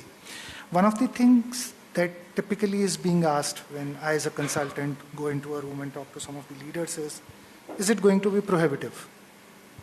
So when we look at sustainability in general, in terms of looking at all the detailed matrices, that these are the actions which are coming around environment, these are the actions which are around governance, or say, for example, issues that we keep on dealing with the social aspects of the business. So since you have managed a lot of work within the cement sector, you've also talked about how you have started looking at waste utilization. So not just looking at, say, for example, the downstream of my business is adding to the recycling load, but I'm using the recycling or the output or the waste of some other industry as an input material for my business. So in terms of the overall ecosystem play, do you see sustainability as cost prohibitive in certain sectors, or what at least your view is there about your own sector? So would you have some insights on that? So as I said in my last address, that for us and in general most businessmen, I'm not talking so much as a sustainability professional, but as a businessman, the key for me is forget about being prohibitive. It has to be profitable. Let me give you 2-3 examples as to how you need to work on it. But work on the tech, work on the system, work on the processes, and not compromise profitability. Let me give you 3 examples of how we have managed to do it. One, we use a lot of vehicles. We use a lot of vehicles across our mines for transportation, reverse logistics of RDF, for reverse logistics of flash, slag. We have a lot of transportation. Now, how do we make this sustainable? For me, the easiest answer was EV. And I can again proudly say we are the first cement company where we are actually using EV vehicles made by a small company based out of Coimbatore in our mining operations. Mining operations are probably the toughest terrains, the largest quantum, but we are using EV trucks. And again, it is profitable for me. My ROI is less than 3 years. The second, today in most of our vehicles, we don't use diesel. We actually use biodiesel. We have, and it is 10 to 20% cheaper than the diesel. And all my vehicles are today using biodiesel. When we are talking of replacement of coal, we are replacing coal and petcoke with various materials, such as RDF, such as plastics from industries. We take industrial waste, we take hazardous waste, we create our recipes and use it. Again, today the cost of the material, I'm not getting the total cost of ownership of the material, the impact it has on the cement, on the linings, on everything else. Just purely looking at the cost of the material versus the cost of the coal, we are at 50% saving. And that's the reality of life. If sustainability is not leading to profitability, it will not fly. No, that's lovely. Let's also look at how the compliances have kind of gone up. So we started with business responsibility report, which was more of a qualitative documentation. We moved into BRSR. Initially, for the first year, it was voluntary, and then it was made as a compliance disclosure requirement for the industry. And now we are moving into the regime of BRSR core, wherein we are not just looking at, say, for example, deeper outlook into the overall stakeholder ecosystem, because we have to talk about our supply chain to the extent of 75%. And going forward, it is also kicking in the requirement for third-party attestation. So be it the reasonable assurance from the coming years in a cascading manner for top 150, top 250, top 500, and finally with top 1,000 companies. How do you see it, Mr. Ali, when we look at the increased compliance requirements within the ESG ecosystem? Yeah, I think, most of the organizations, they're pretty comfortable with Scope 1 and Scope 2, right? As some of the panelists did mention, I think what is the big challenge would be the Scope 3 aspect and the reporting from a supply chain standpoint.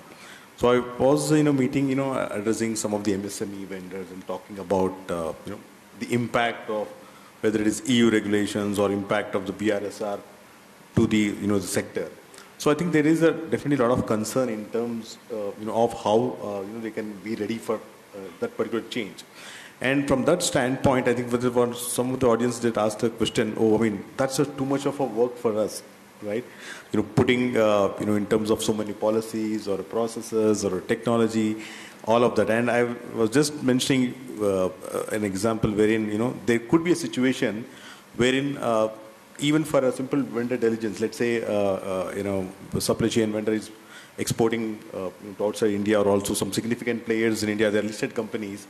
The number of, information and the policies and data which they need to give it to all the clients, that's humongous. They don't run huge data department or compliance departments and all. And more so, the way the formats of information seeking can be completely different. Right. And at the same time, this is important because I think the big challenge which would come in the next couple of years is with respect to data accuracy standpoint. And we are all talking about greenwashing and all. Already there are some of the articles flowing around where some of the analysts are specifically checking the integrated reports, and they're actually challenging the consumption of water or emissions and all. So I think next 2-3 years, I think this becomes an important aspect. And I think the supply chain and the scope 3 is a big thing. So what do we do about it? I think it's important for the organizations which are evolved and mature to really handhold and help the supply chain. How would we do that? mostly it's easy to ask, the supply chain, hey, give me anti-bribery policy, safety policy, they do and all. Easy to throw the number of questions, the number of information. But what we can do is that, we can handhold and actually help them integrate, share those best practices. I mean, this is not IP, right? Similarly, I think with respect to the data as aspect, it would be good if they can get an, sample report or sample data which is similar. Otherwise, serving multiple clients' information would be difficult. Third, acceptance of some standard certifications. I'm sure a lot of companies will go ahead and put all those in a contractual obligation. The way the enforcement of BRSR, which will happen to the supply chain, is only through the contract. And the contract flow-down obligations will have all of these aspects, including the audit rights and inspection. So that would be a huge challenge for the supply chain, and I think that's what we have to start thinking about: standard reporting, capacity building. Of course, capacity building. I think a lot of companies do have all ESG sustainability courses. We expect them to simply sign the policy. What about offering the same courses which we develop for our companies to the supply chain? I think that's also something what we can do. And wherever possible, if the companies have already worked on some of the data collection software, imagine that's a big challenge. So giving that access to them by virtue of some license, I think that is something which will help them. I think these are the number of things which can really help with respect to scope 3 and supply chain, but that's a big challenge coming up. No, that's very interesting. We are on top of the hour. Maybe if the organizers are okay, we can take up few questions from the floor. So the house is open.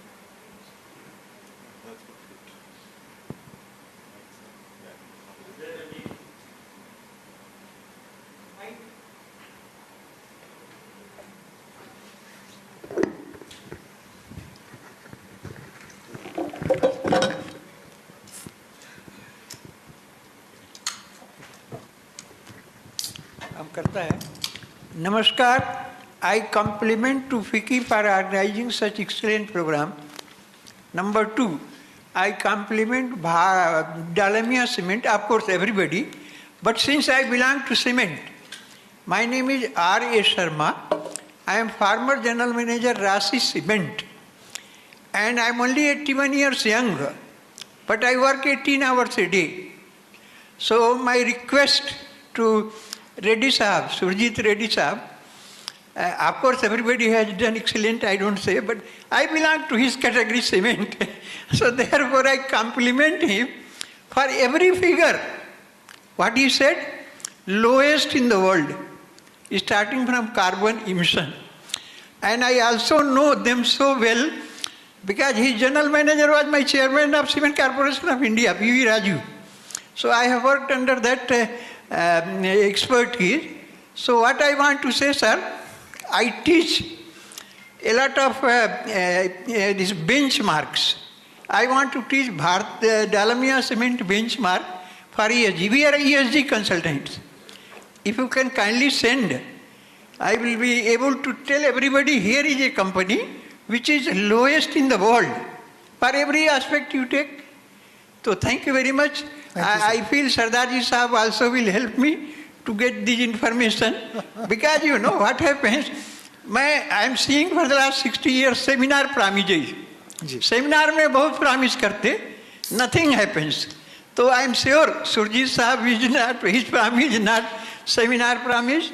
So thank you very much. I once more compliment everybody for excellent work. Thank you. More so, Sardarji Sahab, if you belong to FICCI, kindly send some materials to us. No, unfortunately, I don't come from FICCI. Okay, so जो भी हैं, from Deloitte. Whoever is from FICCI, sure, sir. I'll convey your message. Note एक seminar का policy है no बचपन से मैं देख रहा हूँ सेमिनार में जाते तो क्या एक्सपेक्ट करते अरे there will be some good materials because here how much we can grasp human memory is very short we can not grasp everything so material will be very helpful FICCI people please make a note of it if you can help us soft copy of course hard copy is not possible and of course in sustainability we don't advocate also. So with these words, I once more compliment everybody. Thank you so much. God bless. Thank you. Thank you very much, sir. Yeah, please, there is one question.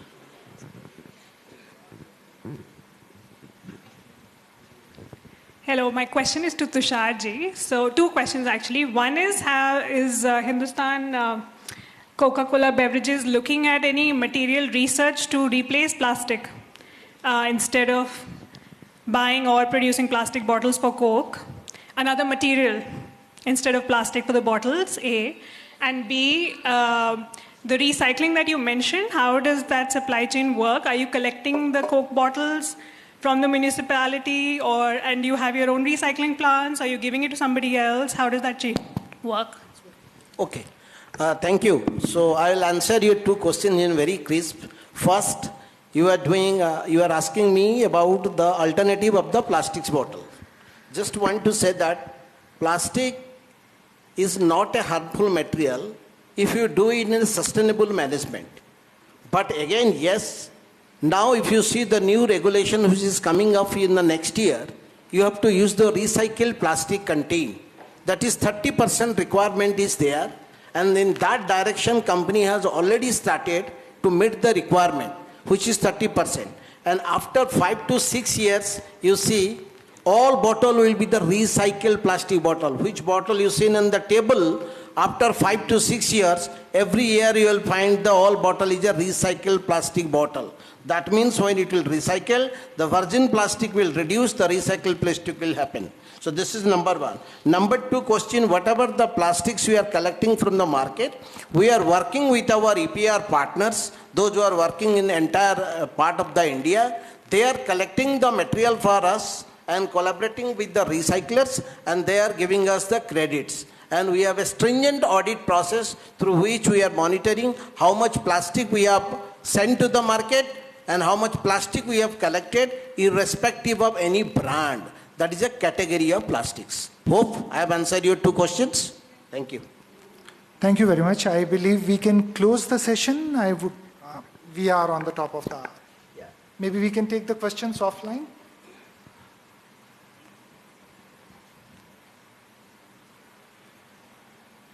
Betty, can we still take one question or no?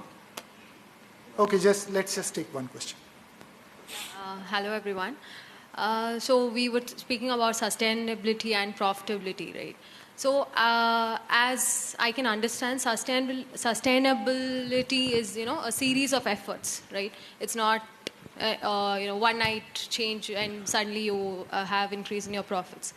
So just wanted to understand from the panel members, on an average, like how soon or how long does, sustainability convert into sustainability efforts convert into profits, and how do we report it, when you're giving the report to the investors?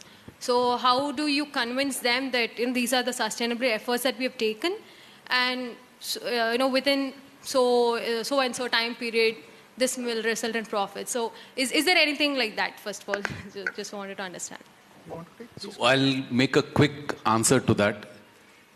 Not even one step towards sustainability we take without profitability. When I say that, each individual's action, when we want to set up EV trucks, when we want to set up solar panels, when we want to take waste, every single truck, every single ton of material, every single vehicle that enters has to be profitable. I am very clear on that. You think I will make money in the future, doesn't work. According to me, sustainability truly works when every step along the way is profitable.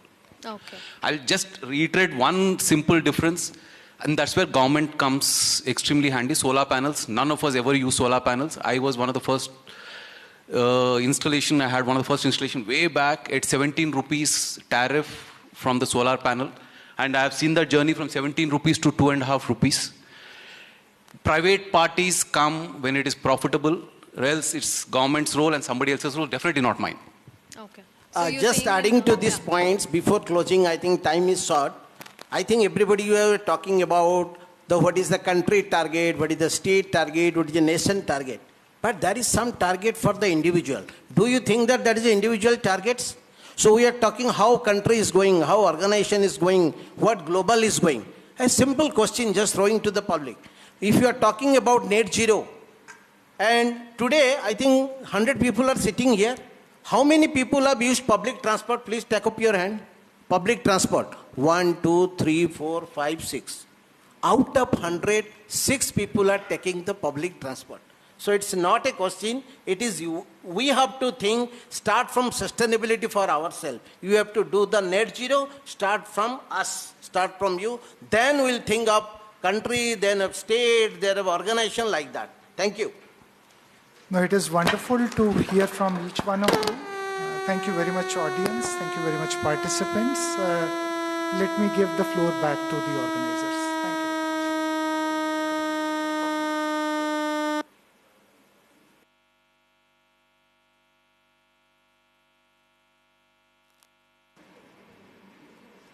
We sincerely thank our panelists for their inspiring perspectives on embedding sustainability into business strategies. We also extend our deepest appreciation to you, Mr. Indrajit Singh, for guiding the discussion so thoughtfully. I would now request Mr. Sheikh Ismail from Greenco Group to come and, as a gesture of appreciation from FICCI, present saplings to each of our esteemed panelists.